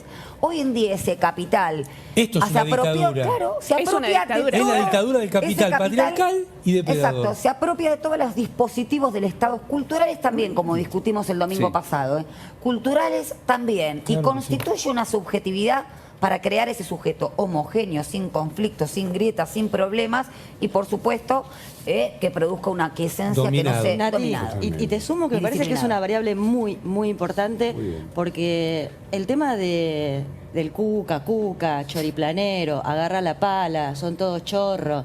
Hace muchos años que venimos asistiendo a esto. Yo no puedo dejar de hacer el paralelismo primero de la deshumanización, ya no del adversario político, sino de un enemigo culpable de todos los males, la corrupción del kirchnerismo, es decir, cuando estamos asistiendo a la corrupción evidente en chats de cómo se manejan, pero sin embargo la corrupción es del oficialismo.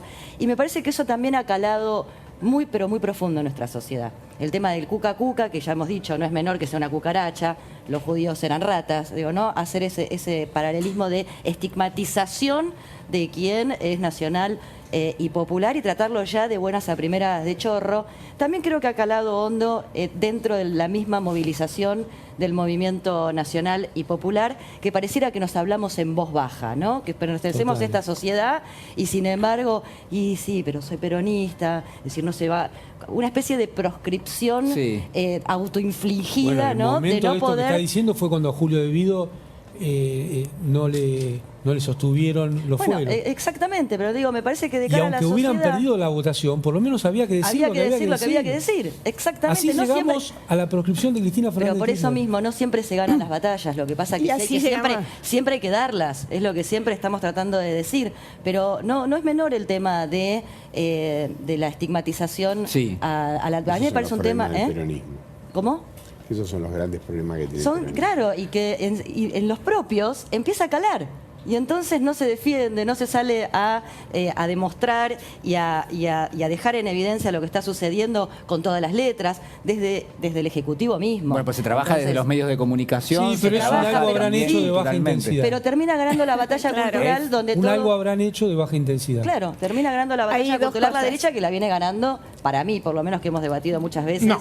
Bueno, Espera. yo sé que vos y yo tenemos una diferencia, Pedro, que yo creo que sí la viene ganando de lejos, pero y a penales, ¿no? Sí.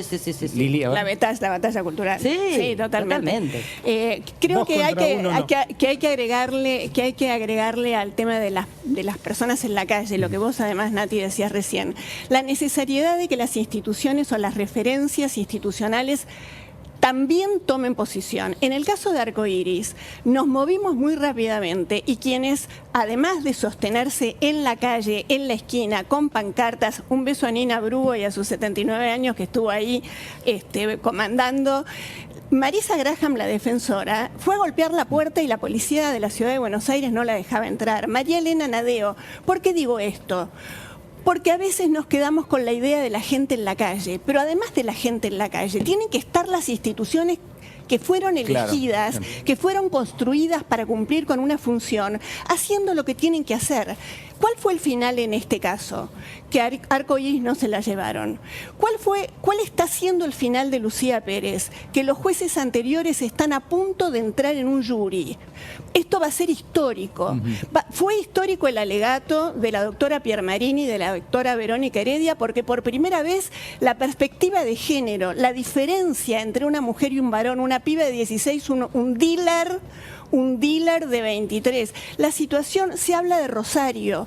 Rosario no es el único lugar donde tenemos un problema gravísimo con el narcotráfico. Entonces me parece que señalar que hay también autoridades que en algún momento toman la posta. Y Mariana Carvajal escribió un artículo muy interesante acerca de que viene, y esto para hacerle caso a Ubeira, que dice que lo que no se resuelve acá hay que resolverlo afuera. Viene una comisión de expertas de la OEA, van a estar acá el 1, el 2 y el 3, y el tema es la violencia política. Y el lugar de la violencia política contra Cristina va a estar en la agenda principalísima, junto con el caso de un grupo de catamarqueñas, de las Ramonas, que fueron sotoboche sancionadas por haber denunciado a alguien que se estaba proponiendo para gobernar la provincia. Lo denunciaron por abuso y por acoso. El tipo renunció, pero a ellas 7 le hicieron y le siguieron haciendo la vida imposible. Y también Cecilia Moró, que ustedes recordarán aquel gestito, ¿no?, que alguien le hizo. La violencia política contra las mujeres es realmente importante. Si no lo resolvemos adentro, viene la OEA a ver qué hacemos. Lo decía recién Pedro, vinculado con esto que dice Lili también, la violencia política, y lo mencionaba también Pedro, al ministro del Interior, Aguado de Pedro. Vamos a compartir Pero una cosa antes, una muy referencia. chiquitita. Sí, Amado. ¿Cómo puede ser que los que hablan de las instituciones y de la República son los únicos que tienen prófugos? Claro. Ahí hay un contrasentido, ¿no? Es una buena pregunta. Es una buena Mauro. pregunta. Mario. A ver, vemos lo de Guado. que pusieron. Lo vemos. Esos compañeros que hablan de Néstor permanentemente y que tratan de separar a Néstor de Cristina. Tratan de separar a Néstor de Cristina.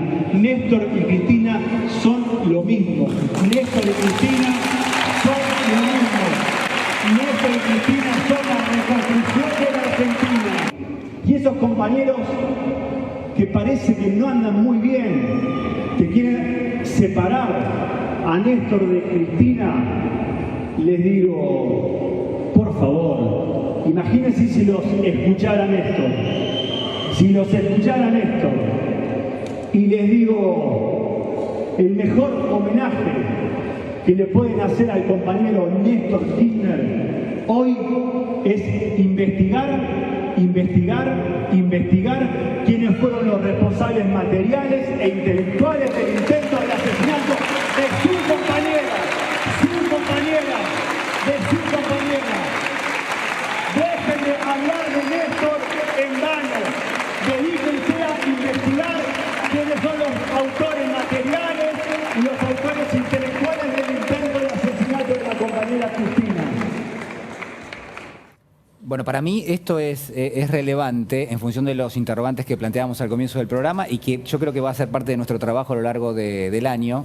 Es decir, bueno, cuál es la promesa electoral que puede ofrecer el oficialismo y en función de eso, todo el arco del oficialismo, ¿desde dónde se puede empezar a construir? Julián, una pastillita muy cortita. Lo que quiero decir es esto, ¿se puede construir desde dónde? Desde esto que decía Guado de Pedro, me parece. Es uno de los grandes centros yo diría, de comunión que puede tener el oficialismo, ¿no? Investigar el atentado a Cristina. No te quepa duda. Digo, me parece que ese debiera ser el puntapié, sí. Perdón que te interrumpí, pero muy cortito, Pedro, discúlpame, pero esto también tiene que ver con la deshumanización del adversario, porque Cristina casi que hay gente que pareciera decir que se lo merecía, ¿entendés? Sí. Que casi que puso la cabeza en la pistola porque cuca, porque Por es eso, una chorra, la porque... víctima como responsable. Exactamente, es decir, volvemos a ver Bueno, pero una figura importantísima esto, ¿no? Mirá cómo me pones. Eso es a todo el kirchnerismo. Claro. O sea, acá hay una deshumanización del kirchnerismo. O sea, pareciera que si vos sos kirchnerista te pueden hacer, decir y hacer cualquier cosa. Y toda esa energía que decía Lili, tan extraordinaria, deberíamos ponerla en función también del esclarecimiento del crimen de Cristina. Yo creo que acá ha faltado una movilización popular y un liderazgo político que conduzca esa movilización popular que tiene que venir del Poder Ejecutivo. El Poder Ejecutivo de la República Argentina tiene responsabilidad, más allá de llevarlo a la justicia, de que esto se investigue y debería estar constantemente informando el avance, exigiendo, pidiendo, actuando en torno al tema, porque es un hecho gravísimo que nos compete a todos. Y Pedro, también tiene que ver con lo que decía Guado de Pedro. Mencionaba a esos compañeros que parece que ahora no hablan del nestorismo, ¿no? Y que se olvidan cuando el mismo Néstor Kirchner, cuando yo recuerdo el ferro de marzo del año 2010, hablaba de acompañar a la compañera Coraje, no solamente en su carácter de compañera de vida, sino también en el programa político, que es lo mismo.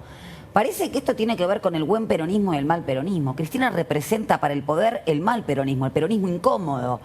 Y estos compañeros que saltan a Néstor Kirchner, ¿no? Divorciándolo, donde también hay un componente muy misógino. Pero además con falacias. No soportan a una mujer que ejerce el poder, ¿no? También lo hicieron con Perón y Evita. Claro, muchas pero veces se levantaba a Evita para atacarlo a Perón. Exacto. Bueno, entonces creo que tiene que ver con el bueno y el mal peronismo. Y ahí está directamente vinculado a la agenda propositiva del Frente de todo este año, que es la que representa Cristina Fernández. Muy buenos los dos ejes que se plantearon de Guado de Pedro. Muy buenos, porque el primero tiene que ver con el programa político. Sí. Porque se trata de caricaturizar a Néstor Kirchner con los superávits, pero Néstor Kirchner era algo más que los superávits, ¿no? Era la lucha por los derechos humanos. Fue también en la 125, Cristina era presidenta, pero... ¿Dijiste caricaturizar? No. ¿Caricaturizar? Claro, no, es caracterizar. No, caricaturizar. Ah, ¿en serio? Porque eso no era Néstor Kirchner. Caricatura. Lo que se expresa desde algunos sectores que era Néstor Kirchner es una caricatura. Néstor Kirchner era un tipo que estaba con la industria nacional, con la obra pública. En el tema de la 125 fue el que puso la cara en la disputa pública, mientras Cristina... Es decir, que no se va ese Néstor, se lo quiere dejar a un costado. Por supuesto. Y esto viene sucediendo de hace rato. Entonces me parece muy importante esto que decía Guado, muy, muy real, muy certero. Y el otro punto también, a mí me llamó la atención que en la mesa esta que se armó, que fue una reunión importante porque también había representantes de las trabajadoras y los trabajadores, se dijeron cosas muy importantes. Me parece que todos nos quedamos con la sensación de que había la posibilidad de que el frente se sostuviera en el tiempo, y se dijo lo de la proscripción de Cristina, pero que no hubiera una sola mención al atentado, a mí me hizo mucho ruido. Sí. ¿Gallego? Sí, me parece que podemos vincular algo que acaba de ocurrir, que es la separación en el bloque de senadores en tema de Snopec en la provincia de Jujuy. En verdad la queja, que por lo menos lo que yo leí en los diarios, está basada fundamentalmente en la actitud deficiente del gobierno federal con respecto a las atrocidades del virrey de Jujuy, que es Morales, ¿no?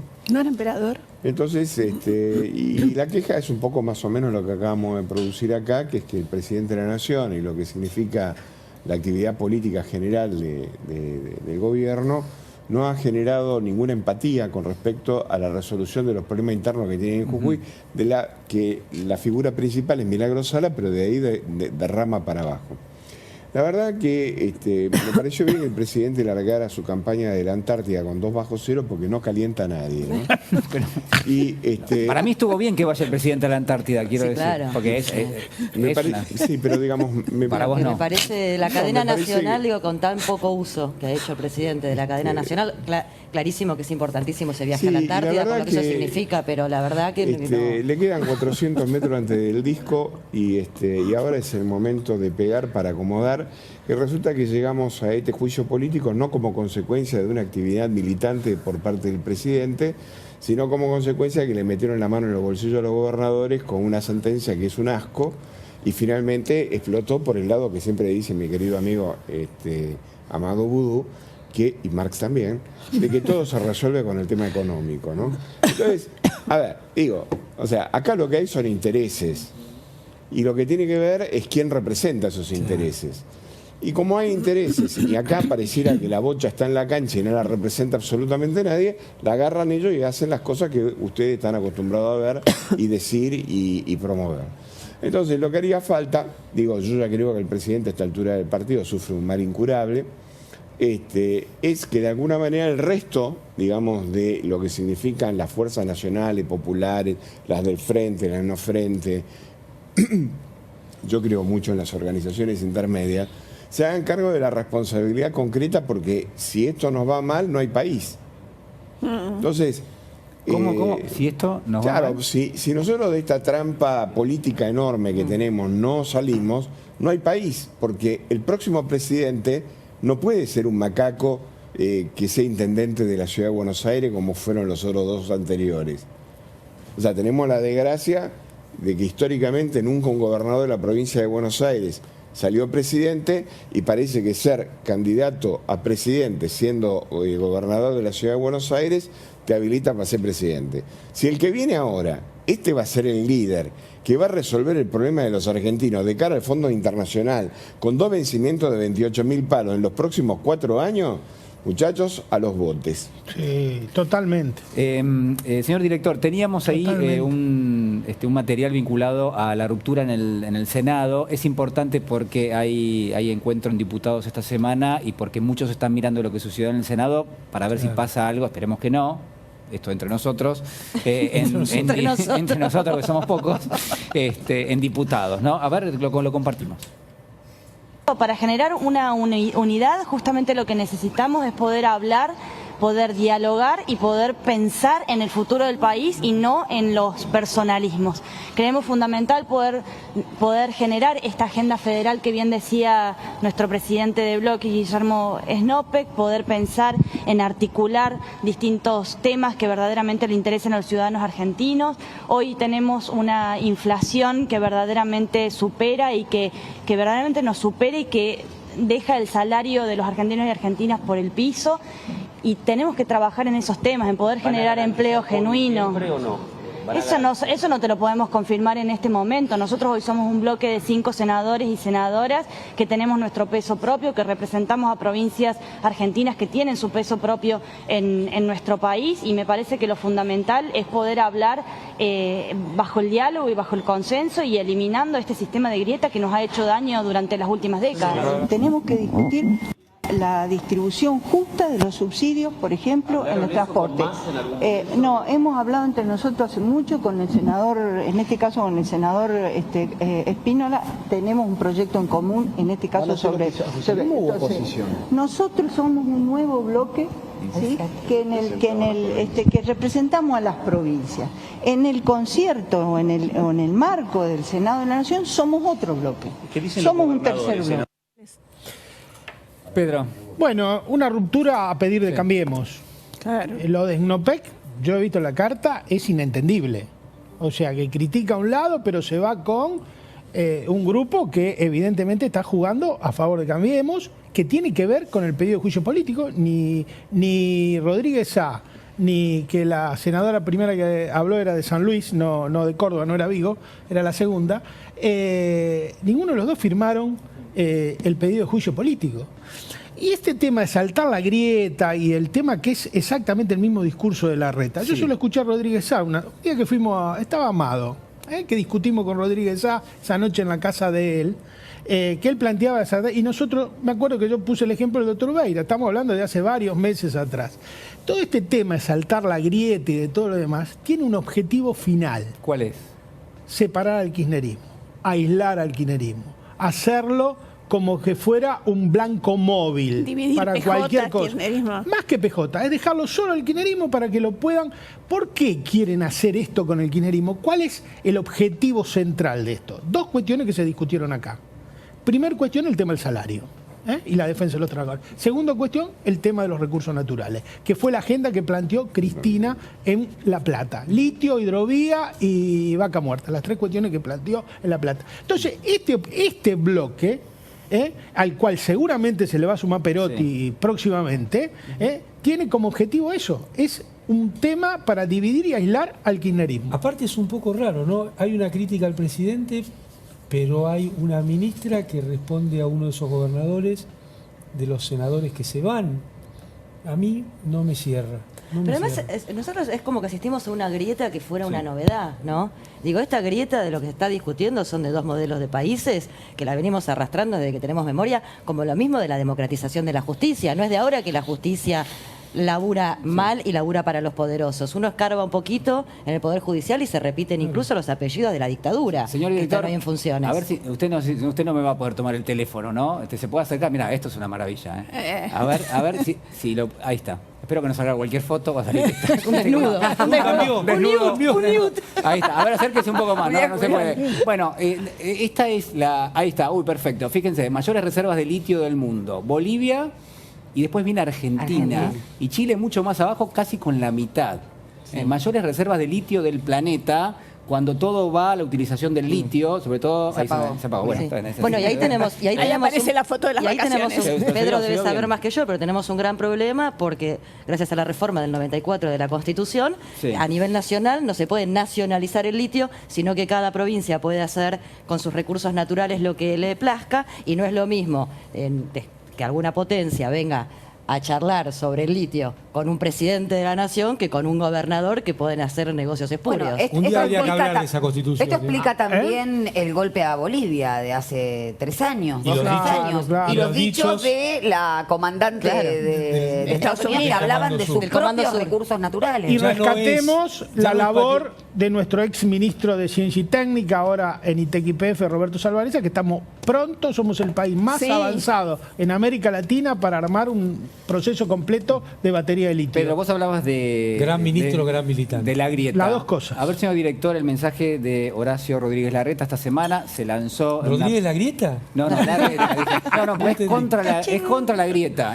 A mí me dijeron que es contra la grieta. A ver, vemos la versión 1. Muy buena esa. Es un faro. Es un faro. Un faro es la señal para saber a dónde vamos o a dónde queremos ir. Yo estoy acá en el kilómetro 0 de la Ruta 40, que es la ruta que une toda la Argentina. Hace tiempo ya que empecé a recorrer todo el país y en cada lugar que voy recojo lo mismo. Ya cruzamos un límite. No queremos más seguir siendo lo que somos. No queremos más seguir viviendo con el agua al cuello. Siempre peleándonos entre nosotros. Los únicos que se benefician con la grieta son los que la abrieron, los que se aprovechan de ella. Los que la usen son unos estafadores. O terminamos con la grieta, o la grieta termina con la Argentina. Los argentinos queremos ya iniciar el camino hacia vivir mejor. Ahora, la pregunta del millón es, ¿estamos dispuestos a hacer las transformaciones que se necesitan? Yo sí. Yo quiero un país donde nos respetemos unos con los otros. Un país donde igualar sea igualar para arriba. Un país donde la educación sea intocable. Un país donde se produzca en todos los rincones. Ahí está Horacio Rodríguez Larreta que habla de la grieta. Yo me quedo escuchándolo porque entre la música y el... es muy bucólico lo del faro, me gusta. Se olvidó de Ushuaia, ¿no? Eso lo dijo el mismo Sí, un poquito más al sur. Y otra cosa, habla de la educación el ministro de gobierno, el jefe de gobierno porteño que redujo un 10% el presupuesto educativo. Pero qué cara dura que son. Tienen una cara de piedra. Pero para una cosa. Le voy a dar una mala noticia a Rodríguez Larreta. Una mala noticia. Este país no se banca más un porteño como presidente, con perdón de todos los porteños. Pero no discrimines por ese lado. La derecha es una agenda. Discriminar por donde quiera, pero por ese lado no. Digamos. La derecha es una agenda, Pedro, Bueno, y en esa agenda la porteñización de la política yo te entiendo perfectamente. Gracias, compañera. Gracias por Pero ser espera, exégeta. Y yo como porteña la defiendo. Yo como porteña tengo una visión absolutamente federal. De hecho, el presidente de la Nación habló de la federalización y no cumplió demasiado. Bueno, también lo agarró en la pandemia. Cuando si hablamos de un de la Rúa, si hablamos de... pero el 90% de los funcionarios de este gobierno son de la zona AMBA. Bueno, pero con ese criterio decimos casi el 90% de los funcionarios eran abogados y sin embargo la tuvimos a Néstor y a Cristina Fernández de Kirchner, que también eran abogados. Y Macri por favor, pero eran de Río Gallego. No ganemos la geografía ni la política. No, pero algo más importante aún. Primero, cómo mienten. Es realmente descarado escucharlos. Es realmente que cuando agarrás a alguien que te está engañando en la habitación y dicen esto no lo... Pero quiero hablar de la grieta, porque es un elemento que está... Para eso está el doctor Ubeira. No, pero por eso, algo cortito. Yo traje la pala. Yo soy uno de los estafadores. Amado, algo muy corto que tiene que ver. Primero con la mentira, que me parece tremendo porque los datos, como decía Natalia, se los podés comparar y te das cuenta que te está mintiendo. Y no nos olvidemos que fueron gobierno hace nada, y si hay algo que no hicieron fue ni igualar para arriba, ni que los trabajadores estén mejor, ni que la salud esté mejor. De hecho, cuando nos agarró la pandemia, y gracias estaba Alberto Fernández. ¿Gobierno? Sí, hace 4 añitos fueron gobierno, pero se olvida. Por eso digo, nos olvidamos, como recién hace un ratito al principio, Amado, vos mencionaste, tenemos una memoria muy selectiva. Pues nos estamos acordando permanentemente de lo que los que tienen los cañones de los medios hegemónicos de ciertas cuestiones, y no nos acordamos que fueron gobierno y que rompieron todo lo que podían romper y además nos endeudaron hasta el tuétano. Entonces, ¿de qué me está hablando este hombre? Si todo lo que me está diciendo cuando fueron gobierno fue todo para atrás. Pymes cerradas, en vez de Ministerio de Salud, una secretaría. Llegamos a la pandemia con una Secretaría de Salud. ¿De qué me están hablando? El mensaje es pueril e infantil, ¿no? De Larreta. Pero además habría que avisarle que tenga cuidado, porque los faros te marcan lo que tenés que esquivar. Claro, no claro. Tenés que ir.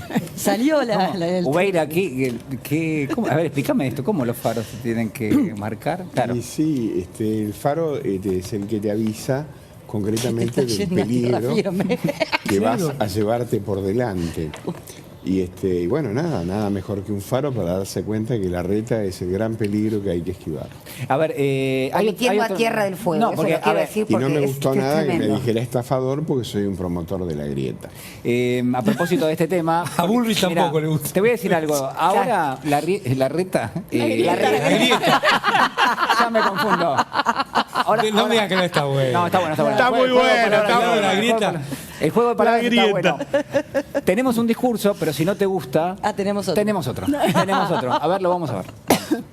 Mira, yo lo que dije del kirchnerismo fue muy claro y lo ratifico. Yo no veo posibilidad de ponerme de acuerdo. No veo posibilidad de acordar, cuando nosotros creemos que la seguridad es prioridad, con un gobierno que liberó los presos. No veo posibilidad de ponerme de acuerdo cuando para mí la educación es lo número 1, con un gobierno que cerró las escuelas. No veo posibilidad de acuerdo cuando para mí la apertura al mundo, la inserción, vender nuestros productos hoy es prioridad número 1, con un gobierno que solo es socio y amigo de Venezuela y Cuba. No veo posibilidad de ponerme de acuerdo. Bueno, ahí está. Eso es grieta, Ubeira. No me digas que no. Sí, pero ahora resulta que Venezuela es gran amigo de Estados Unidos a partir del problema de Ucrania. Lo sacó de la lista. Y Guaidó debe estar laburando en un supermercado Walmart. O sea que lo que habría que avisarle a Larreta que generalmente el imperio, cuando decide que pasamos a ser amigos, somos amigos. Somos amigos. Guarda con el faro. Quería mencionar algo. O sea, hoy Maduro es un elemento claramente progresista para los Estados Unidos. Yo vuelvo a la mentira de Larreta, lo había mandado al grupo, porque dio una nota hace poquitito. Ustedes todos recordamos el tema de la coparticipación, ¿no? Cómo Larreta fue a la corte, tenemos una cautelar. El tráfico de influencia. Sí, la corte dijo, bueno, sumo resto, no sé, te tiro un número mientras seguimos pidiéndolo de fondo. Pero sí, fue así. Dio una nota donde la titulan, Rodríguez La Grieta, los bonaerenses han sido perjudicados por la coparticipación. Es decir, es. ahora que está en modo presidencial... Así es. O sea que él reclama como porteño, pero se queja como él. Tiene como el 40% del electorado. Pero eso no es como el hombre araña que se señala al otro. Total. Digamos. Pero eso lo Es dijo una Kicillof. realidad. No, eso lo dice Larreta. Sí. O sea, él reclama por un lado, pero se siente damnificado del otro. Es que es muy... Es que se tiene una esquizofrenia importante. Eso me hace Ponete de acuerdo. No nos metamos con lo de Es tremendo. Ahora, me parece que es importante tener claro que hace muchos años que gobiernan la ciudad de Buenos Aires. Porque no solo, como muy bien decía Úrsula, estos 4 años estuvieron, rompieron, destruyeron, no se endeudaron, cerraron, la gente no podía pagar la luz, las panaderías cerraban en todo el país, es lo que más recuerdo, ¿no? Las panaderías. Nosotras tenemos un tubo de ensayo de lo que puede llegar a suceder en el país porque en la ciudad de Buenos Aires laboratorio. Es el laboratorio. Entonces, cierre de escuelas, la situación donde Larreta además miente con el tema de la seguridad. El otro día dijo que esta es la ciudad más, faltó que diga, del planeta, ¿no? En San Telmo se roban las bicicletas, vos entrás a comprarte 2 medialunas y cuando salís la bicicleta no está más.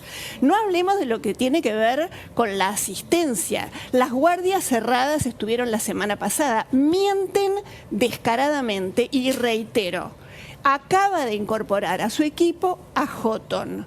Esto implica una declaración de principios. Voy a romper, voy por el aborto, voy por el matrimonio igualitario, voy por el cannabis medicinal, ni te digo el recreativo, voy por todo aquello que hemos podido conseguir. Después, no digamos que no sabíamos lo que sucedía. Y un minuto más.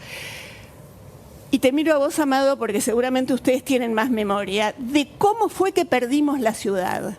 Ibarra, Tellerman, Cromañón, recordemos ese momento. El peronismo que le abrió la puerta a 3 diputados que se vendieron. Eso. ¿Se acuerdan? Hubo una levantada de manos donde había que defender a Aníbal Ibarra y los propios no levantaron la mano. Otra vez. A partir de ese momento perdimos la ciudad y nunca más la recuperamos. Esto también es memoria, querido gato silvestre, memoria activa. Recuperar qué pasó en aquel momento, porque claramente la ciudad de Buenos Aires nunca fue peronista, ¿no? No es La Matanza, que sí es peronista. Pero había un sesgo progresista. Pero luce como progresista y de hecho lo es por todo lo que tiene que ver con la cultura, con el progresismo, con la resistencia, que sí la hay. Lo vemos ahora por cómo la gente nos Nadie saluda. se queja de los subsidios al Colón. No, por supuesto que no. Eso Pero es además otra que cosa. Ahora, eso no es es subsidio. importante entender que en esta ciudad ese gobierno que en aquel momento estaba era representativo. Se perdió por el ataque, por la cama que hicieron, por la carancheada de Cromañón, con todo el dolor y con todo el amor hacia lo que en ese momento sucedía, pero porque los propios se dividieron y no cuidaron eso y nunca más, hasta ahora, pudimos recuperar la ciudad. De los 3 diputados, de Michetti. perdóname, de los 3 ¿sí? funcionarios, de los 3 diputados que se vendieron del peronismo, uno hoy es secretario de Seguridad de Lanús, otro es secretario administrativo del Senado y el otro murió. Así que los 3 cobraron absolutamente bien todo lo que ha pasado. Pero yo quiero coincidir con Patricia Bullrich. ¡No! Sí, no, Patricia Bullrich. Para. ¿Vos me querés decir? Vos me querés decir que vos, Pedro Peretti, el que lleva el estandarte de caníbales a lo largo de la semana y que va recorriendo todos los pueblos del interior. Sí, voy a coincidir con Patricia Bullrich. A ver. Con las taser. No en su etapa montonera, voy a coincidir ahora. Peor. Dijo claro. No aclares. No aclares, Amado, no aclares. Patricia dijo, este no es un momento para tibios. Y es absolutamente cierto. Así. Por eso nosotros necesitamos una estadista. Por eso necesitamos a Cristina presidenta. Y eso es absolutamente cierto. El país, si vos le sumás toda esta complejidad que estamos viendo del tema de la justicia, le sumás los vencimientos del fondo, le sumás la complejidad geopolítica internacional, la guerra de Ucrania, el tema distributivo, no hay manera, no es para un improvisado, no es para un Larreta, no es para una Patricia Bullrich, no es para nadie, es para Cristina. No hay otra salida. Fuera de joda, lo digo. Pero Cristina no está proscripta. Está proscripta. Tenemos que romper la proscripción. Y para romper la proscripción hay que tener una acción práctica que todavía no está en la cancha. Y esa acción práctica es que Cristina tiene que asumir como presidenta del Partido Justicialista. Y de ahí pilotear todo el operativo electoral, político, judicial y de arreglo con los gobernadores y también una alianza continental contra el lawfare. Es fundamental que Cristina asuma como presidenta del Partido Justicialista si no quiere ser candidata en ningún cargo. A mí, una cosita, cantado, ¿no? a mí lo que me da, a mí lo que me da además de puedo ser yo también presidente, ojo. No, pero de la proscripción de Cristina, a mí lo que más me preocupa, porque creo que ya tiene espalda para bancarse de todo, de todo. Es el tema de la amenaza constante de que pueda ser proscripta y de que le abran la causa de Otesur. Bueno, porque por eso uno dice que está proscripta, bueno, no porque técnicamente pero no esté ahora, no bueno, claro, pero es como le pasó es irrelevante, pero es como le pasó, está proscripta. Pará, pero digo, pero estaba es algo muy proscripta importante antes. porque tiene que ver con el feminismo. Si no, no hubiera sido candidata a presidenta. Gil Carbó le sucedió lo mismo. Gil Carbó se fue cuando amenazaron a sus hijas. Y a Cristina le van a abrir esta causa de Otesur para irle contra Florencia, para irle contra Máximo. Y me parece que ese es lo que a mí más temor me puede llegar a hacer pensar que Cristina puede tener. No sobre ella, que ya se bancó todas y todas las que siguen bancándose, sino cuando se meten con su familia. Y esta justicia sí lo va a hacer. Amado. No, que es evidente, la proscripción no necesita ser técnica. Hay aparatos represivos y aparatos ideológicos de Estado. Y acá lo que está primando son los aparatos ideológicos de Estado.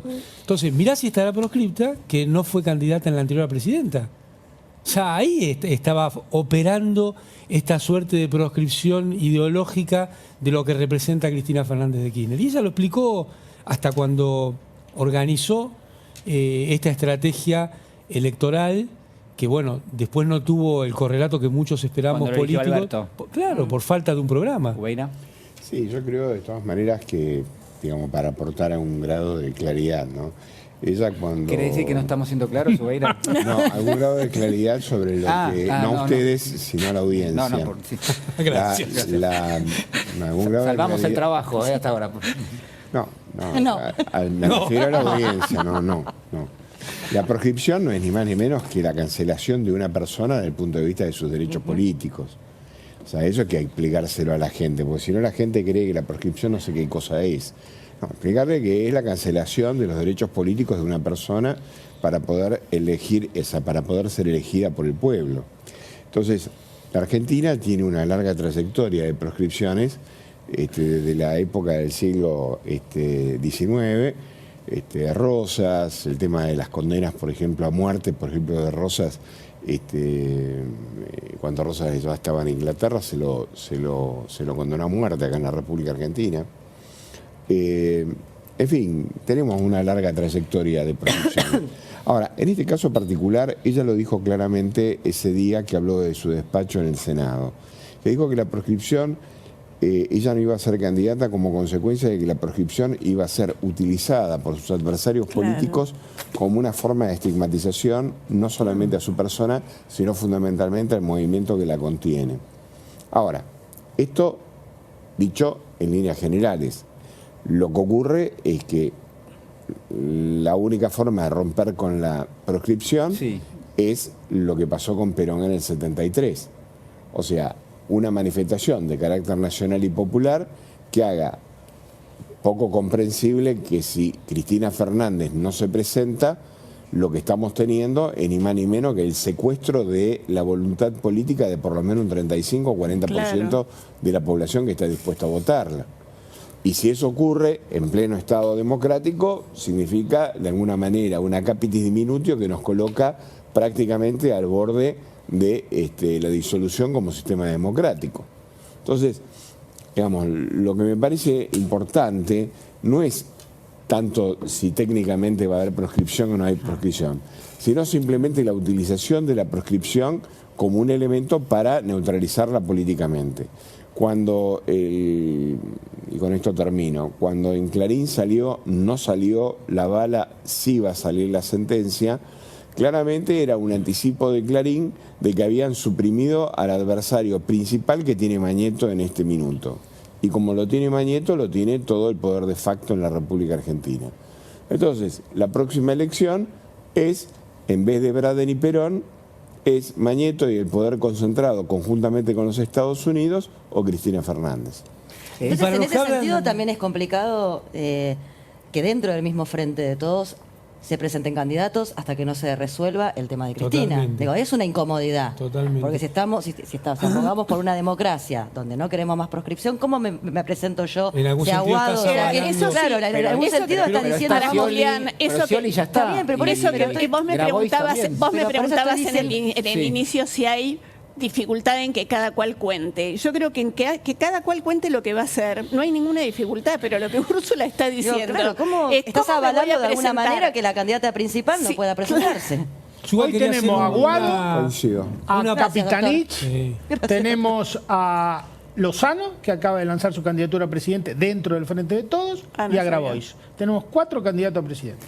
Sí, es no entender realmente, La para mí, gravedad ¿no? del tema. Es no entender la importancia que tiene la proscripción de un candidato como Cristina Fernández por parte de los otros que se han presentado. No, y además puede ser la punta del iceberg, digo, a la oposición y a quienes no quieren votar a Cristina porque no la van a votar, la posibilidad que le den a quien no quiere votarla de no votarla y decirle, mira, no te voté y perdiste, por ejemplo. No sé, Que no sé si tienen esa idea. ¿eh? No, pero esa me idea parece no está. Pero no, te es que agrego no, algo no, estoy desde- diciendo que esa idea no sí, está. de lo Y que es técnico. gravísimo, porque hoy es Cristina, pero ojo, porque con esta justicia, mañana puede ser uno de los candidatos de ellos. Lo que se habla de lo técnico, de lo jurídico, me parece que el gallego lo puso muy bien a lo técnico dentro de una conceptualización más amplia de la utilización de la proscripción.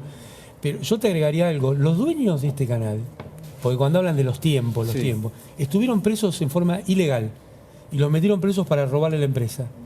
Y presentaron alguna vez ante casación un escrito que se lo contestaron el mismo día que lo presentaron.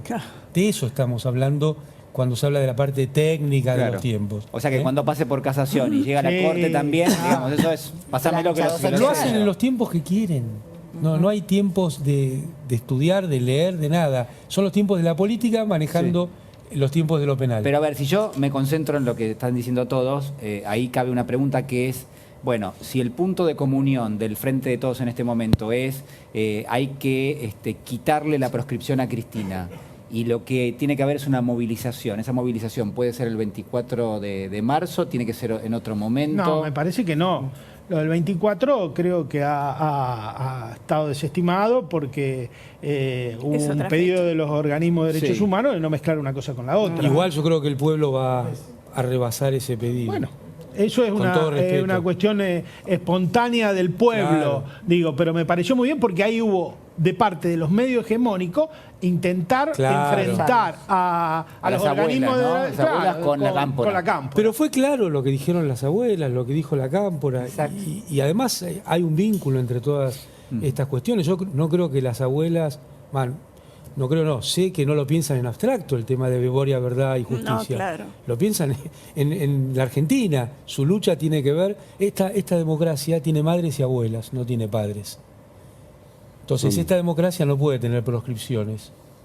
También por la memoria, la verdad y la justicia que esas madres y abuelas pusieron arriba de la mesa.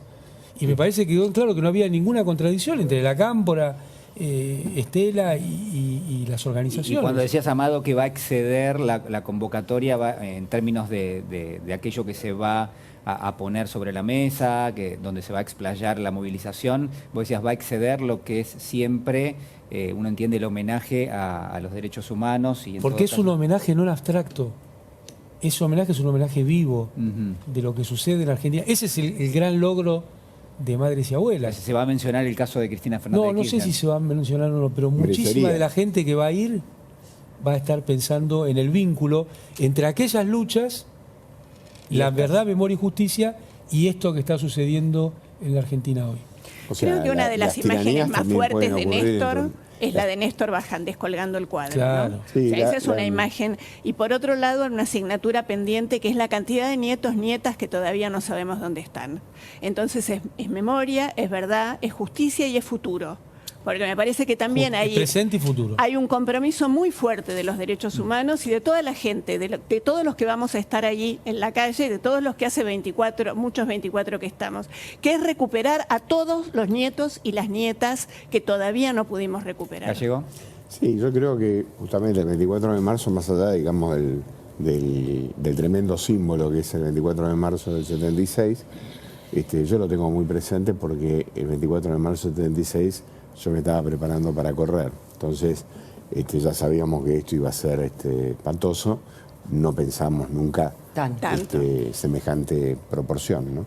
Pero la realidad es que, digamos, más allá, digamos, del conmovedor homenaje que le brindamos todos los años a lo que significa la violación más brutal del sistema democrático para conculcar derechos y fundamentalmente para matar personas, hoy estamos viviendo con otros medios, con otras formas, una tiranía dirigida específicamente dentro de un sistema democrático por personas que han tenido la capacidad, entre los medios de prensa, los contenidos hegemónicos, digamos, de la parte económica de este país, nos han dejado a nosotros, los ciudadanos, huérfanos de acceso a las decisiones importantes del poder. Entonces, la realidad es que el 24 de marzo tiene muchísimo sentido.